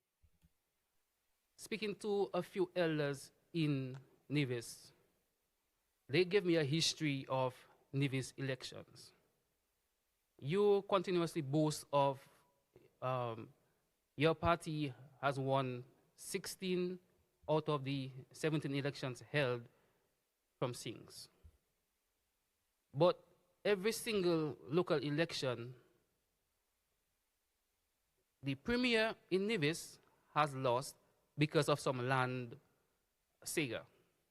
Do you believe you will suffer the same fate as a few persons in the society is against that SSZ? Mr. George, there was once a man who walked the earth called Jesus. And he was oh my God. He was God. No. When the premier want compare himself to Jesus, me not gonna listen to that part. Yeah. And this is not to disrespect. This is not to this Jesus thing, but I do not like when the premier compare himself to Jesus and do all of them kind of story. Yeah. So I'm gonna be speaking over the premier right now. Turn him down. Turn him down. We live in a democracy, and in a democracy, nobody in a democracy has 100%. I do not like the fact that we hiding behind democracy and we're wrapping everything around democracy now. And when we asked about a referendum last night, there is a heavy resistance on the part of the premier to engage in any type of democracy. If Mark was so disappointed with the failed promises by the world, why didn't he give this stuff a break? Why has he now gone to a project of such a higher magnitude? Why the sudden rush and desperation? Why? Man getting weak in the knees right now. When you are the most powerful, as I mentioned a couple of years ago, and you do not consolidate use that power in the best interest of the people, the power could slip. That is my perspective on why there is this sudden rush. And if you look throughout the world, you could see that there is a general rushing going on. So this is not just think it's a Nevis circumstance. See, yeah? When I link kind of thing, I mean, I've been able to hear nothing about no Bali and so. Big question in line with that. What I'm asking, why the desperation if you think you're so big and bad? The premier says that he has won 16 of 17 election. Why show this desperation? Stick with what works. Ms. Hewlett, it's your time. Can you explain that process? Like, at which point will it be made public? So is there room for change to said agreement anywhere in the parliamentary process once that agreement has been approved? Yeah, how far are these conversations gone? That's a good question. What has been the general sentiment from the various stakeholder groups and any other engagements you've had thus far? How will the NIA determine if it's getting the proposed revenue allotment from Destiny in relation to profit share? And finally, who will determine if Destiny has met its development benchmarks, and to what extent will the Planning and Environment Department be involved, if at all, especially in the construction phase? Thank you. Fair questions. I'm being nominated, Ms. Hewlett. The feedback from the stakeholder groups, as one can expect, has been mixed. So nobody gonna what I've found in all question? of our engagements thus far with the public Again, is that those and who are which eye? opposed are very loud. Which eye? How come They're the ones at the microphone. Those who are in support tend to be less quiet. Colleagues, am I correct with that? Tend to be less so. And it therefore sends a sort of mixed signal, if you will, because you have a few people who have been very, very loud, but you have a large group of people who are the ones quietly calling, seeking information, sending messages of encouragement, saying to press on, Nevis needs work, and I'm praying for you. So it's an interesting mix, because we understand that Nevis is an interesting place. A lot of our people don't want to sit in the front chair and be in the front of the room, but that does not mean that anybody can fool them. And just last night, I had to speak to a few people who came, who got on the mic and started to tell us what the people of Nevis want. And I had to tell them, speak for themselves. Do not speak for the people of Nevis. Because people are saying different. How come it is fair for the premier to say that he speaks to people and they quietly are telling him, I'm for this, I support you, I'm praying for you, but other people can't say the interactions that they have had? Me tell you, people walk up to me and they ain't pleased about this circumstance when you're in Nevis settings. Just in general, shockingly, in some circumstances. I would encourage people who support this, and let me say this, Mickey did a post. He has something on I forget what, SKN Pulse, and whether or not you agree with Mickey, I feel like it is important that people feel confident to express themselves, whether they are for the SSZ or against. And I feel like when you disagree with somebody, this is the opportunity for us to have conversations and to determine, hey, what do we want as a society? Do we want the SSZ or not? And it's important that we have these conversations and don't get caught up are emotionally manipulated. Any other bill that's debated.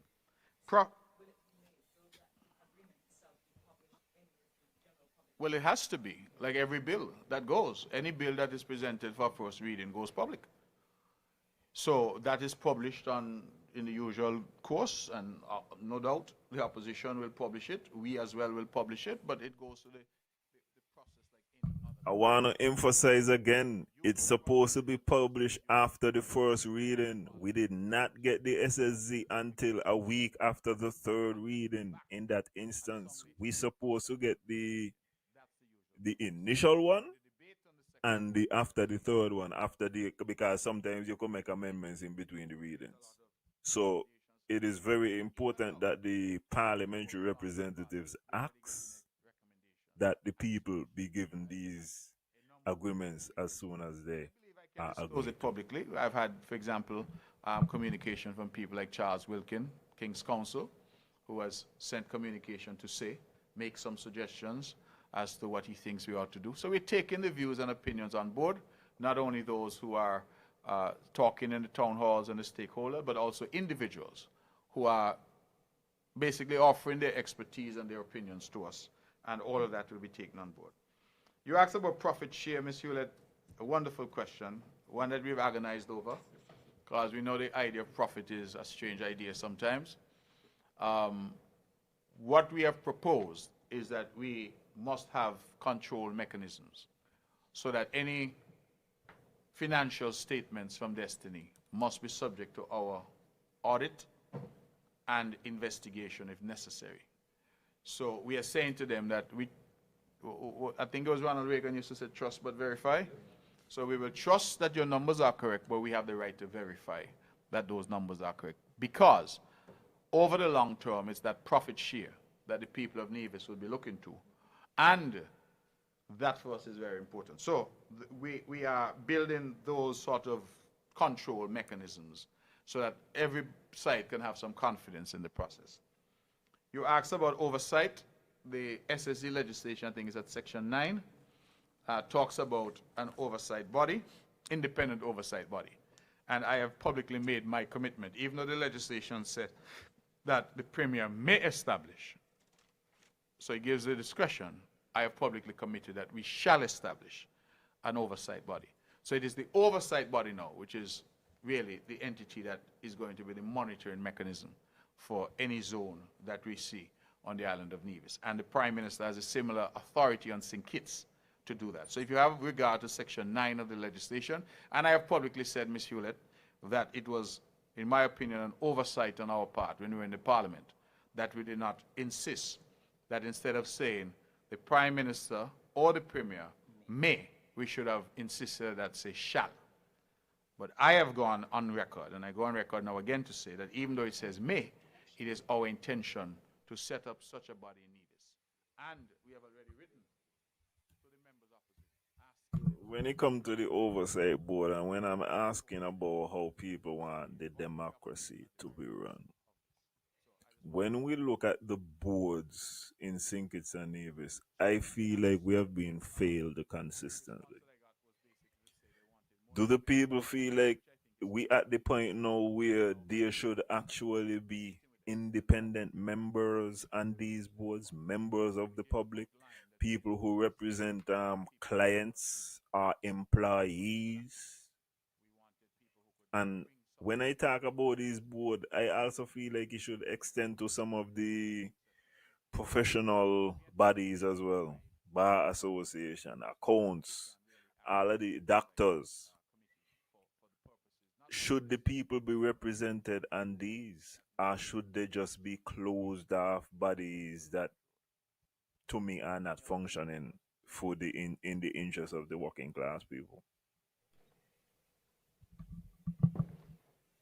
I just spoke of other zones, which is where I was going in this next question.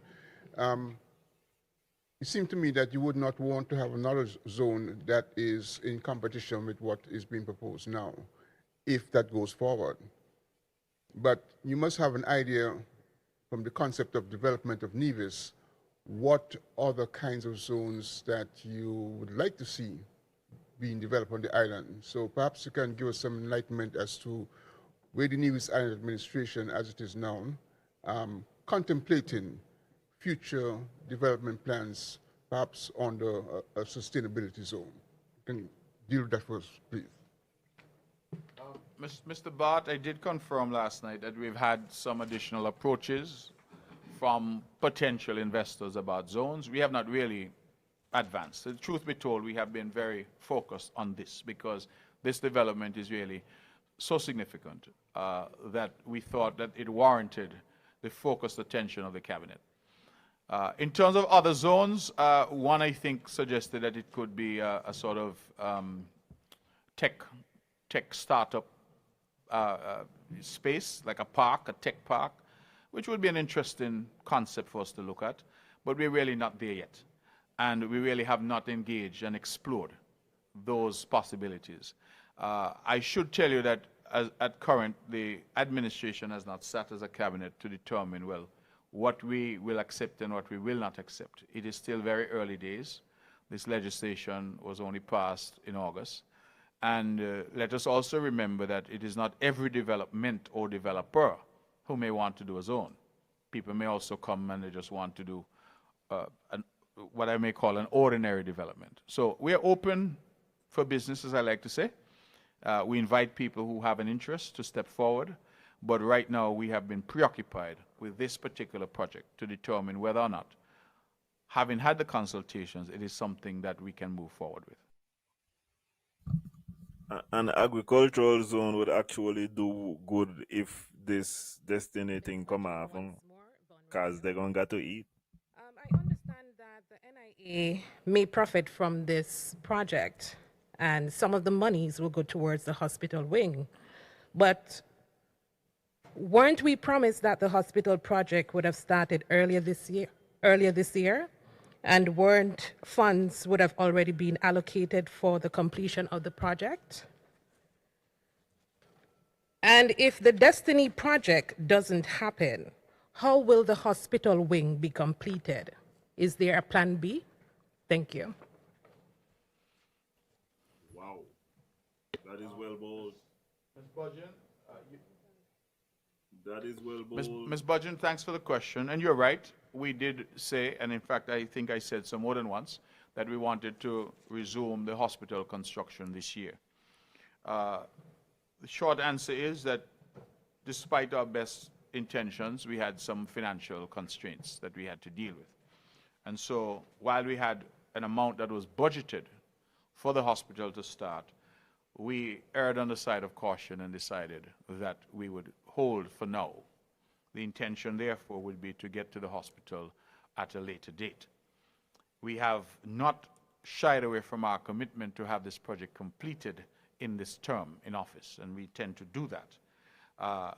Destiny provides an opportunity to assist in the build-out, not just of the hospital, but of healthcare facilities on the island, because it is their intention to use those facilities as well. And of course, if we can partner with them, then we'll go down that road. But if we can't partner with them, then we will have to fund the hospital the way we fund anything else. We'll have to incur debt in order to proceed with the hospital.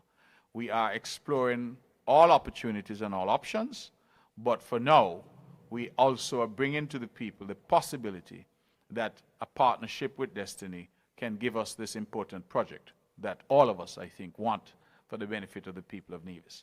So the short answer is that we are committed to having this project done. The funding for that project is not yet secured. We can do it in partnership with Destiny, but if Destiny doesn't happen, then we will have to go to Plan B, as you've described it, which is to incur debt to have the hospital completed. So we are trying to avoid debt if we can, and that is why we put the hospital completion in the whole mix of this proposal, to say that it was important for us to get Destiny to assist us and partner with us to finish that hospital and to build out not just the hospital but infrastructure. The Minister of Health is here, and I'm sure she'll be very happy if we can build out the Once you get off totally of the failed hospital project, all the rest projects that are internal projects that are failed by the NIAC. Well, I want to ask a question about the hospital. Hasn't the Premier said that the hospital is essentially done and all that needs to be done is the internal layout of the hospital? Why would we have to incur such a significant amount of debt to finish the hospital project, which the Premier has said only needs a few internal tweaks to the layout? Isn't that a major inconsistency? How much money, how much debt are we speaking about? 24 months. That is the estimates that we have to complete that project. 18 to 24 months to finish the hospital? This afternoon also. Good afternoon, all. Just a follow-up question. So we were looking at the risk for both the NIA and the developers for Destiny. Lauren, the money in the budget, even if it is allocated, it is not there, you know. The money has to then be made off basically made off of taxes and, you know, revenue collections. So the money allocated is like me saying, well, I going sink it and I allocating $75 to Kentucky. But when me reach in a Kentucky, me only got $20. So me only could buy $20 worth of chicken and fries and whatever. Me can do me $75 bucket. Due diligence, the checks on the proposed developers, and you mentioned that Mr. Hanson's or Johnson's has been, he mentioned as well last night that he has been a citizen of St. Kitts and Nevis. Well, the slide said 7 years. And he became a citizen through the CBI program. I think all of us here and those who are listening can agree with me that the CBI program, even over the last 40 years, has had some very shady characters. And the due diligence process with that CBI If Mr. Janssen has been a citizen for 7 years, so he's been a citizen for since Mark has been the Premier, essentially. That's another coincidence. It better if the Premier said 10 years. Mr. Premier said 10 years. Stop with the 7 years thing there. Is the NIA or the federal government going to do to ensure that there's an adequate due diligence done on the developers for this project, and not just to rely on the due diligence that was done when he became a citizen? Not assuming that's what you're going to do, but not to rely on the due diligence that was done when he first became a citizen. Secondly, I think it was Minister Evelyn who made mention of the developers. Well, you made mention of a clause or a section in the Act that says that the developers shall be required to demonstrate their financial capacity to develop this project. My question is, who or which agency or which body will ensure that they do have the financial capacity? So who is going to be responsible for going to ensure that these people can actually deliver? And I guess that really ties into the due diligence. Thank you. Mr. Cornelius, yeah, you're right. The second question is really a very similar question. It's part and parcel of the same thing. Who determines? The Cabinet determines. The Cabinet gets whatever reports, and the Cabinet determines whether or not it's satisfied. That is the way it has always been. I think, however, you might have misunderstood my reference to Mr. Jensen being a citizen. I wasn't saying that we were relying solely on the fact that he was a citizen. I was merely buttressing the point. If you recall, I started by saying that as an administration, due diligence is nothing new for us. We do due diligence on a daily basis. We have a thriving financial services sector. We have international banks, insurance companies. trust companies. All of them we have to do due diligence for. So it is not unusual for us. In fact, that's daily business on our part. Now, in relation to Mr. Jensen, as I've indicated, Daily business. Daily business. But daily with an I. criminality or anything of that nature. And so what we would normally look for in terms of flags, we have not had any of those flags. I then went on to say that in addition, let us remember that he has been a citizen of St. Kitts and Nevis, certainly, as you said, the slide said over 7 years. So, over 7 years. So, the truth is that that was simply a secondary reference by me to say that he must have gone through that due diligence process for citizenship as well. Not in substitution for, but certainly as well. Now, you say about bad actors, and we've certainly had our share. I agree with you on that. But you would also, I think, admit that we have tightened up over the years, and we keep tightening up over the years, and we keep adjusting over the years our due diligence processes. In fact, when I was at the federal government, I think that is when we started to use impacts in Barbados. And impacts, as I said, is an important agency because it involves major Western governments as part and parcel of those checks. So we're running through things through Interpol, we're running through things through impacts. The only question I am asking is, and I feel like this is where Devon failed in this question. Is the due diligence that you do for a citizen the same as the due diligence you do for an investor? This is the distinction. This is where they need to demonstrate that they have the technical capacity. This is where they need to demonstrate they have the financial capacity. And even though it's not in the act, I would think that they need to demonstrate that they have some kind of social understanding of the dynamics at play in Nevis. We can't do anything more. So, if, for example, at the time when somebody is approved for a development, that person has an unblemished record, but then 5 years from now that person were to commit a crime, I don't think it is fair to fault the government or its due diligence, because we would not have known and could not have known that 5 years hence somebody would engage in criminal activity. So we have to make the best assessment on the information that we have in front of us at that point in time. And so I just want to make it very clear that when I How is anybody gonna blame the government for somebody who commit a crime in the future? How would anybody support a person who suggests that your due diligence is also supposed to impact upon future activities? When you're doing due diligence because of how are you deep in the negotiation, have you not done any due diligence? Well, I think that what I'm saying is I want to hear the due diligence as far as... Okay, here how the Premier is supposed to answer this question. The Premier is supposed to say that they have demonstrated that they have links to technical companies. He's supposed to give you a list of the companies where he started off with. And he's supposed to say that so far, he's supposed to say that we are in the process of verifying the finances. We need bank statements. We want what you need, Bitcoin, cryptocurrency.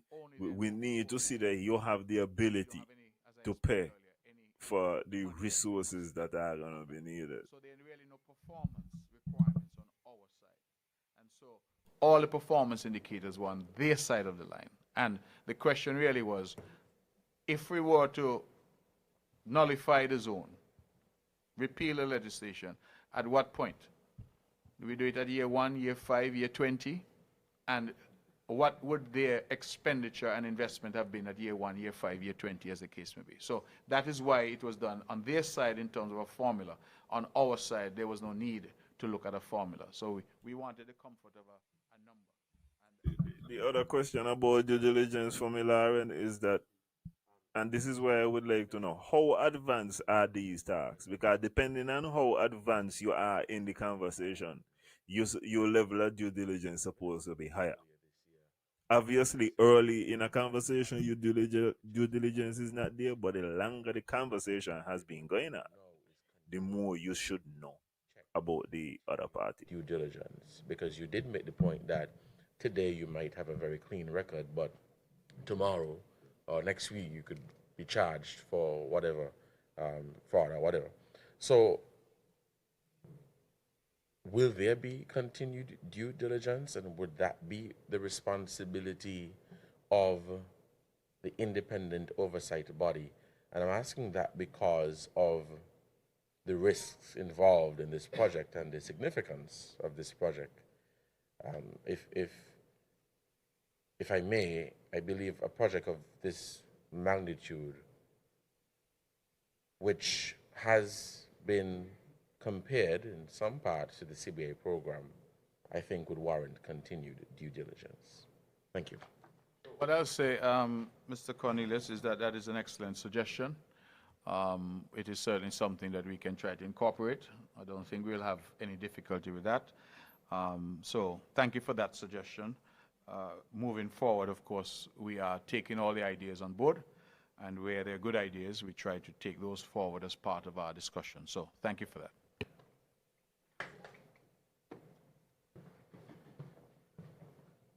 Yes, just to follow up with my two earlier questions to Minister Evelyn and Premier Premier Brantley. You mentioned that you will change the Election Act, not the Constitution. That's even worse because the Election Act is inside of the Constitution, and we know that we have election laws already that says people should vote. Bian is not prepared for this line of questioning.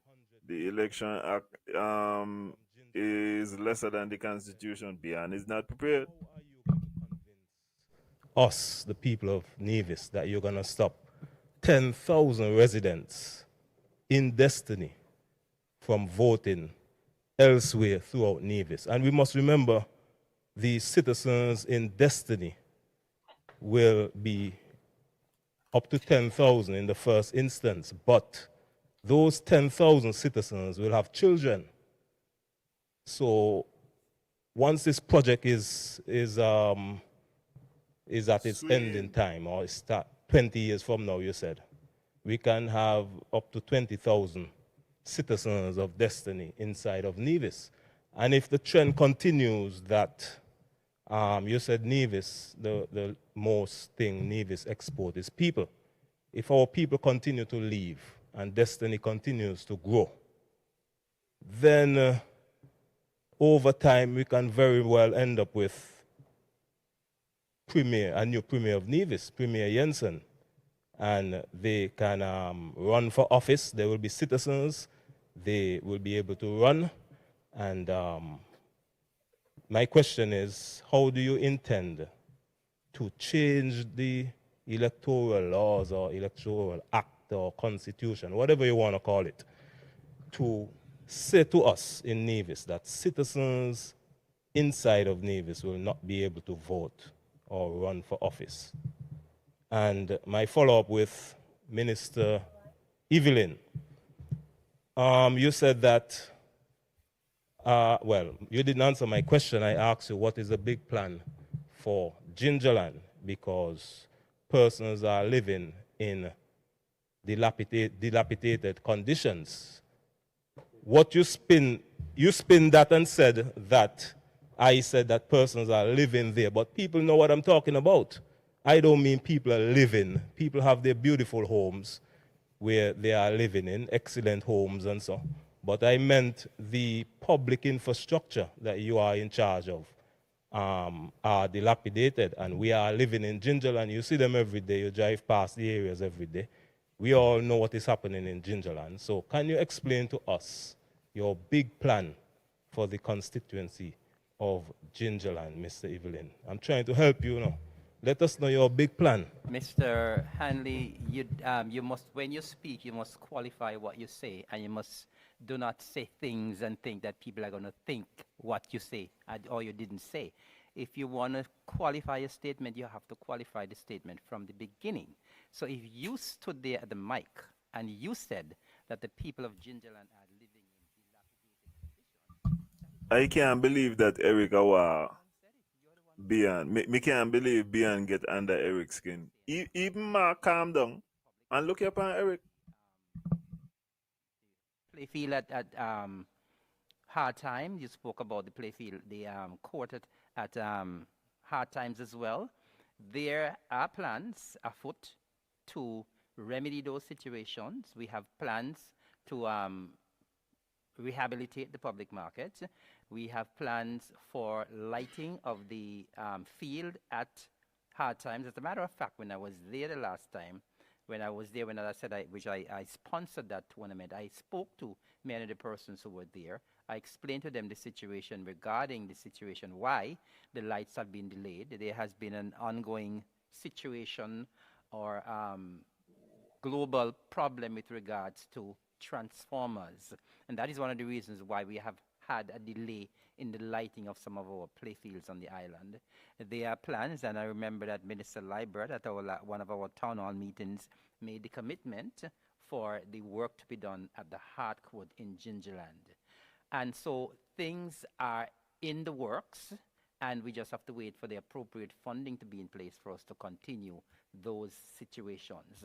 You asked about my big plans for Gingerland. I mean, things have been happening since I've been there as the constituency rep. That's a fair question, bro. One of the big things that Well, I right could here tell in you, Gingerland, it's a lot of money for who doing the due diligence. $1 million was spent.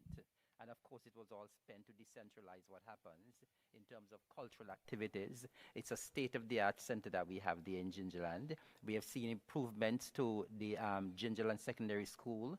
The Gingerland, as I always boast now, the Gingerland Secondary School look like a university campus now. We've had the wing that was built there, the TVET wing that was built there. We continue to see improvements to the infrastructure in terms of our road network. We continue to see persons, private individuals who are actually investing. And if the environment was not created by the Nevis Island administration, then these private persons would not be investing. You spoke about the health center. I appreciate that there's somebody in the comments says so. I wanted to know if it's only me has heard that the market is gonna be rehabilitated. I want to tell you that the market has already been rehabilitated, but maybe they're not had enough paint. Only yellow paint the government got right now. Not only for Gingerland, but for the rest of Nevis can be rolled out. Oh, yes. How could I forget housing? We just recently did a housing development down in Rice's, and I am so proud to say that for the housing development down in Rice's, I think is 90% of them are single mothers. And we will be rolling out another housing development in New River. If Eric had started off with this housing plan and maintained composure better, he would have still remained the deputy premier. But how he has allowed Bian to get under his skin is why Spencer is the new deputy premier. And all I can say in the interest of time is I answered you already, because I don't know what else to tell you. I've tried to explain. You've come back. Basically, you've asked the same question again. And you've started now with a bunch of what ifs and what ifs and what ifs. If I can be allowed a moment of levity, I see the Commonwealth has advertised for fiction writers. And I think it's a great, great thing because the prize money looks quite good. If I had your ability, I would definitely write something. Because if we go down a road of what ifs, we'll be here all day, all night. Because everything you say, I will then respond and say, but what if this? And what if that? And what if the other? So I've tried to explain to you as best as I can what the plan is. Your what ifs, I can't go down that rabbit hole with you. So I'll just leave that alone. But you should check out that Commonwealth fiction writing essay competition. I believe you could win it easily. And if you do, share the money with me because I made the suggestion.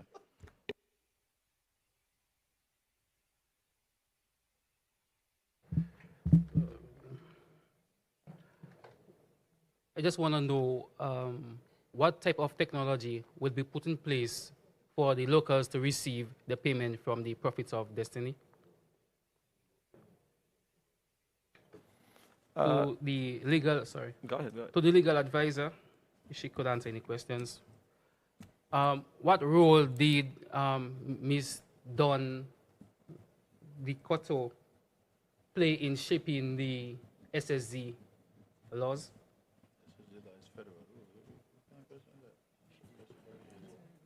The reason why I asked the question is she practices law in the Federation. So I wanted to know if she had any input in the laws. And last one is what brand of hotels, because you guys mentioned free hotels. Do you have any idea of what brand of hotels will be coming to the zone? Sorry. In another way, that I'm asking about the system, and him asking whether or not the legal advisor had any say in the law.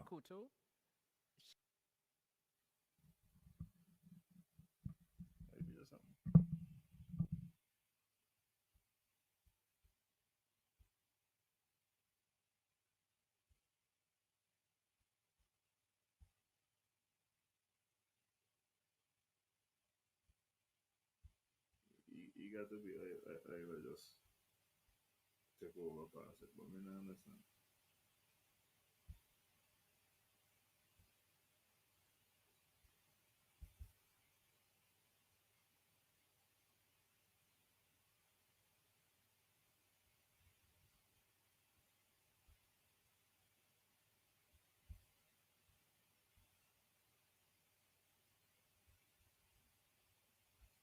Can say that nothing has yet been signed. What I can tell you is we have insisted that those brands have to be luxury brands. So that much I can say, that we intend to maintain what Nevis has developed as a luxury destination for luxury travelers, because we think that those are the higher impact travel in terms of... Yeah, sorry about that. I don't even know why our model continues to be but it's back. low impact, high yield insofar as tourism is concerned. So I think at subsequent discussions, Mr. George, I'd be in a much better position to say, well, okay, this brand or that brand. But I wouldn't want to prejudice that conversation, which I know is ongoing at this point. It is growing late, so if there are any more questions, can we wrap up, please? Quick questions. With regards to the development of this zone and the development of the Lansam International Airport, how do you see those two elements meshing together for the further development of Nevis? And then I also recalled some time ago you have been pushing the idea that we have all these economic citizens out there, and perhaps it's time that we approach them with the idea of they perhaps investing in our country. How far have you actually gone with this idea? And is there any structure that you have in pursuing that kind of idea? Mr. Bart, you asked an interesting question, because Mr. Jensen is exactly the kind of person. Mr. Jensen is an economic citizen, and he is, if you will, proof of the theory that I've been advancing for some time now. I don't know if it's a result of actions, but what I will say is that the NIA has created an environment which is very conducive to investment. And if we can get these economic citizens to invest, it is a very important initiative. Now, when I had suggested this, I suggested that at the federal level, they needed to have a wing, if you will, an arm of the Citizenship by Investment Unit, which was charged with having the database and reaching out to these individuals. In this situation, Mr. Jensen would have reached out to us in terms of bringing a proposal.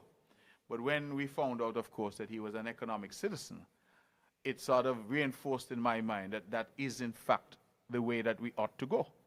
Because if we have these wealthy people out there who are holding, and incidentally, Mr. Jensen is saying he has had a thing in his passport for 7 years or more than that. So you start to wonder to yourself, well, how many more of these folks are out there who can bring substantial investment dollars into the country? But so I far, so happy the premier saying this because this when he spoke about we have billionaires who living down in Four Seasons and you're not the premier in Four Seasons all the time. What are we doing to tap into these billionaires who live in Four Seasons? What are we doing to tap into the man who spends $60 million and tell the premier he just don't spend $60 million on his home? How we getting into these people? but certainly the Citizenship by Investment Unit in St. Kitts would have those details, and that is why I've advocated. The meshing of the airport and the zone, Mr. Bart, this is a government which is continuously thinking about development, and we're not doing anything that is ad hoc. The airport and the zone go hand in glove because there's no airport facility within the zone. So how are they going to get their people to come into Nevis? How are the visitors to the hotels going to arrive? It's either through RLB or through Van Sammer International Airport. So the synergies, if as these people turn out to be wealthy individuals inside that enclave, lots of wealthy individuals get around the world on private jets. Where are those private jets going to land? Where they're going to park? How are we going to service them? And so the idea behind the airport gels very well with the idea behind this zone. And if it's not this zone, it still gels very well with the idea behind that level of development, because that's what we're ultimately going to need to push the island forward. What I know about Mr. Janssen is that he spends most of his time in Europe, in between Monaco and Belgium. I do not think he spends the majority of his time living in the Federation. I do not know that he has ever stepped foot in the Federation. That's something that that's another question we need answered. That they are investing now in an island which has the infrastructure to support what they're doing. So geothermal as well, Mr. Brand has reminded me. Because people are coming in, what are they looking for? They want energy, they want water, naturally they need land. If land is available, they need access, air and otherwise, right? In terms of this particular development, they have to produce their own energy and water. But hear what they're now saying. Because 70% of their energy by law has to be renewable, they're saying, can we partner with you to bring geothermal? You know why? Because they want geothermal. When we saw that they were proposing to do a hospital or health facility inside the zone, we said to them, no. Rather than developing one inside the zone, help us develop outside the zone. And everybody now could benefit from improved health care. When they were talking about the possibility of a port, a commercial cargo port inside the zone, we said no. Spend the money instead and help us develop the Long Point port so that everybody can benefit. So you would use the hospital and we would use it. You would use the port and we would use it. In this case, the airport was already spoken for in terms of financing. But we anticipate that they will use the Nevis airport as well to bring their folks in. And their private jet traffic will no doubt come to the Nevis airport. So I've said all that to say that these things are all strands. They're all interconnected. They're not random activities on the part of a government that is just throwing things out there. We're trying to develop the island in a very systemic way. Systemic is the word or systematic? We're trying to develop it in a systemic and systematic way, right? To move the island forward. So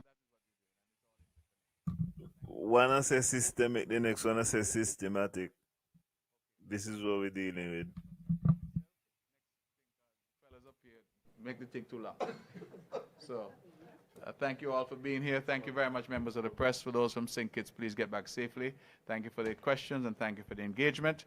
And as I say, we look forward to continuing these very important engagements in relation to the sustainable zone that is proposed for the south of Nevis. Thank you.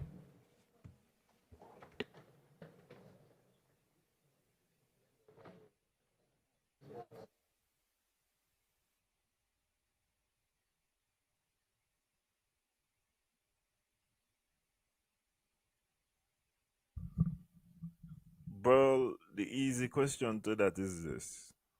if somebody leaves the Federation to Robert Llewellyn Bradshaw International, they're paying the taxes at Robert Llewellyn International. In no matter if you're still Brown Hill, Rallin, or anywhere else, you are gonna be paying your departure taxes and etc. in Sinkis, and that's fair. The only way for Nevis to increase those numbers are ultimately for the airport to function and getting people in that respect. I feel like this was a much more calm environment. This is something that the politicians would be much more suited and comfortable with, rather than what happened last night. I think that one thing that you could see is that they did not anticipate that this project and this legislation would have so much attention. You could see that in the choice of the venue last night. The fact that they chose to do this thing in the conference room rather than doing it in NEPAC, doing it in a bigger environment. I think that they are not prepared for the volume of questions that people have. I also feel like we need to start to ask more varied questions, I guess, from different persons' perspectives, legal perspectives need to be introduced, working class perspectives, and a lot of the implications need to be discussed and introduced. I feel like if the government is going to convince people, they need to have good body language. Thanks very much for joining me. You know, in the midst of these unprecedented and crazy times, government shut. Yeah, Bernie, you got to pause. Yeah, so I feel like the government has to be much more prepared. I think that a lot of this preliminary economic information that we are seeing, I think we're seeing the government would be due to make our revenues would increase, and we would get $30 billion in the next 10 years, $3 billion a year. We gonna need that information so that we could peruse it, so that we could see how realistic these figures are. This is proposed, as they say, from 2026 to 2036. That is actually 11 years. It should be to 2035 if we're doing a 10-year split. Small distinction, but it does matter when you're doing the calculations overall. This information is going to be critical. Another thing that was missed last night was there was a Hispanic gentleman who was not given the time to make his presentation because he was more giving a warning.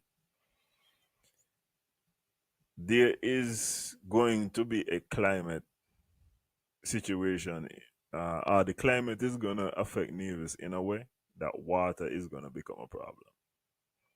And he was trying to indicate, based off of his study of like water tables and weather trends, how Nevis would not be prepared to incorporate 10,000 people. We will not have enough drinking water to deal with all of the projects that we want to deal with and have this amount of people. And so he was trying to make this presentation and he was cut off and he was stopped, and it's gonna be a situation where we have to really come to grips with this type of info. It's gonna be existential, and it's gonna happen faster than you think if we continue to be ignorant. Much more relaxed today, definitely, and the politicians, the presenters today will feel better than last night. Great job, and thanks a lot for letting me be with you and link up tonight. Yeah, man, I'm gonna send you a message shortly. I'm gonna send you a message shortly for sure. Yeah, and a reminder, as you said, that there's 2 shows tonight, one at 7, one at 8 o'clock, Real Talk Corner at 7. And the topics is gonna be at 8 with Janice Daniel Hodge, Yasan Tafari Banky, and Reese Truss and Ira Willett will be on Real Talk Corner. But today was, I guess, relax. We go diversify the questions, and by that I mean how are we gonna further strengthen this legislation through regulations and that type of thing to make sure that we have indeed a strong law, a strong foundation and framework with which to work off. How advanced are the conversations that we are having at this particular moment in time? Does the government know? As I have been saying consistently, it's $480 million, but does the government know the total cost of the land? By knowing the total cost of the land, you have to understand, even if we are due $75 million, if they default, our obligation to them from our starting point is more than double the $75 million. It would be closer to $160 million. Yeah, man. Big up Mr. Paris, man. Big up Mr. Paris. And thank you for the support, sir. So, and also, I was very happy last night. As I said, the working class people are the most important people in any political process, and to see them come out and have so many concerns, so many questions, it was important to see. I will also say, just like Mr. Michael Herbert, who used the opportunity, who used SKN Pulse to, I would say at the very least, he tried to direct the conversation as to what is possible from the Destiny project. And I feel like that's a fair way to start. If people have opposition to this thing, what you should do is really formulate in your mind the concerns you have and the reasons why you oppose, so that you could have discussions with people who are in decision making positions, are in positions to influence people, and to let them know, well, these are your reasons. And even more important than that, if the working class is able to organize, if communities are able to organize and register, whether it's their support or their opposition to this legislation, this project, those will be the most effective ways. We need to, talk it out, have discussions, and after we have done that, then at least we could say that the democratic process has been followed, and we just got to live with it after that point at the end of the day. I also feel like a lot of questions coming up about consultation with the public. Should the public have more of a say in these events? What should be the role? I feel like even when you're talking about the supervisory board, it should not just necessarily be filled up with people who are qualified in the sense of technical skills. It should be also Mr. Jermaine Stapleton as an example, as a man who travels in that area and has some kind of knowledge of the wildlife in the area, who uses his drone and kind of surveys Nevis, not officially, but I feel like there are ways to incorporate regular members of society to make sure that these things are not just filled up with elites. As I'm saying, the working class has a big role, a big say in what is going on. Anyway, I'm gonna let y'all go and have y'all lunch and enjoy the rest of your day.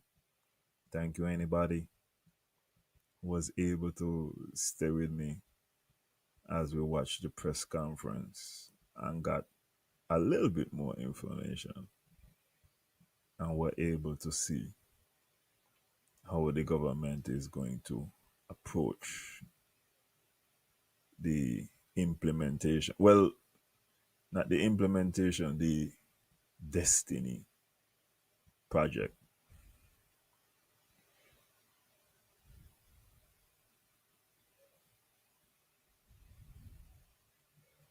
Thanks for watching, and I'll talk to you guys later.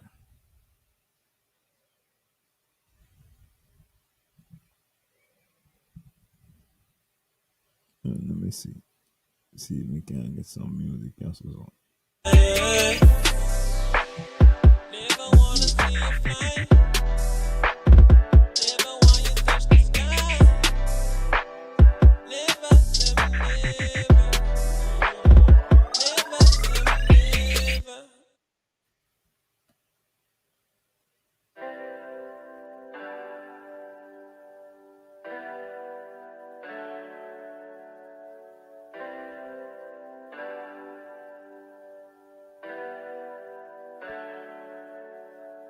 Reach nowhere, so you have to find a way. Them no want you reach nowhere, so you have to find a way. Them no want to see you rich, them will love to see you in a ditch. Them no want to see you pan tour, them no want you get more, so get more, show them, you not afraid them, go and load them. Every human have a something that them destined, that is your destiny, so be what you ought to be, even if no want you reach nowhere, so you have to find a way, them no want you reach nowhere, so you have to find a way. Them no want to see you fly, them no want to see you touch sky, them no want to see you fly. Hey. Bling bling, now me call it King Kong. Every song I write, it's song. Every song I write, it's song. Tell me something, am I wrong? Believe in myself, put nobody above myself. Energy, build your energy. Love, charity, what a sight to see, what a colossal. Working and working to prosper. What you gonna stop for? Keep Wanna keep on this right on the corner. Hey, make way when I'm weird there. Hey, tell the hater them stay there. Hey, that is your destiny. Maybe what you ought to be. Even if no one you reach nowhere. So you have to find a way. Them no one you reach nowhere. So you have to find a way. Them no one to see you fly. Them no one to see you touch sky. Them no one to see you fly. Yeah. Them no one to see you fly. Them no one to see you touch sky. Them no one to see you fly.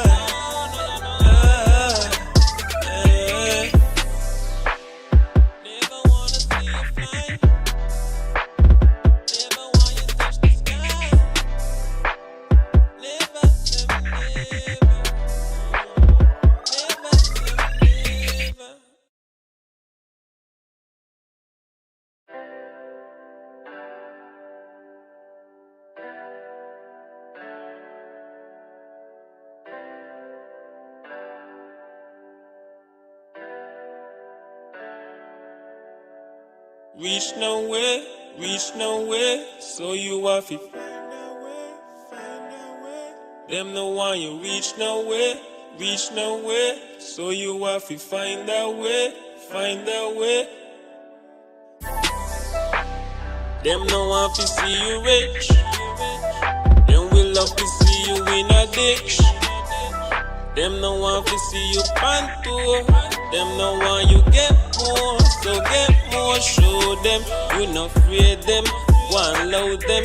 Every human have a something that them destined. That is your destiny, so be what you ought to be. Even if no one you reach nowhere, so you have to find a way. Them no one you reach nowhere, so you have to find a way. Them no one can see you fly. Them no one can see you touch sky. Them no one can see you fly. Yeah. Bling bling, now me call it King Kong. Every song I write, it's song. Every song I write, it's song. Tell me something, am I wrong? To believe in myself,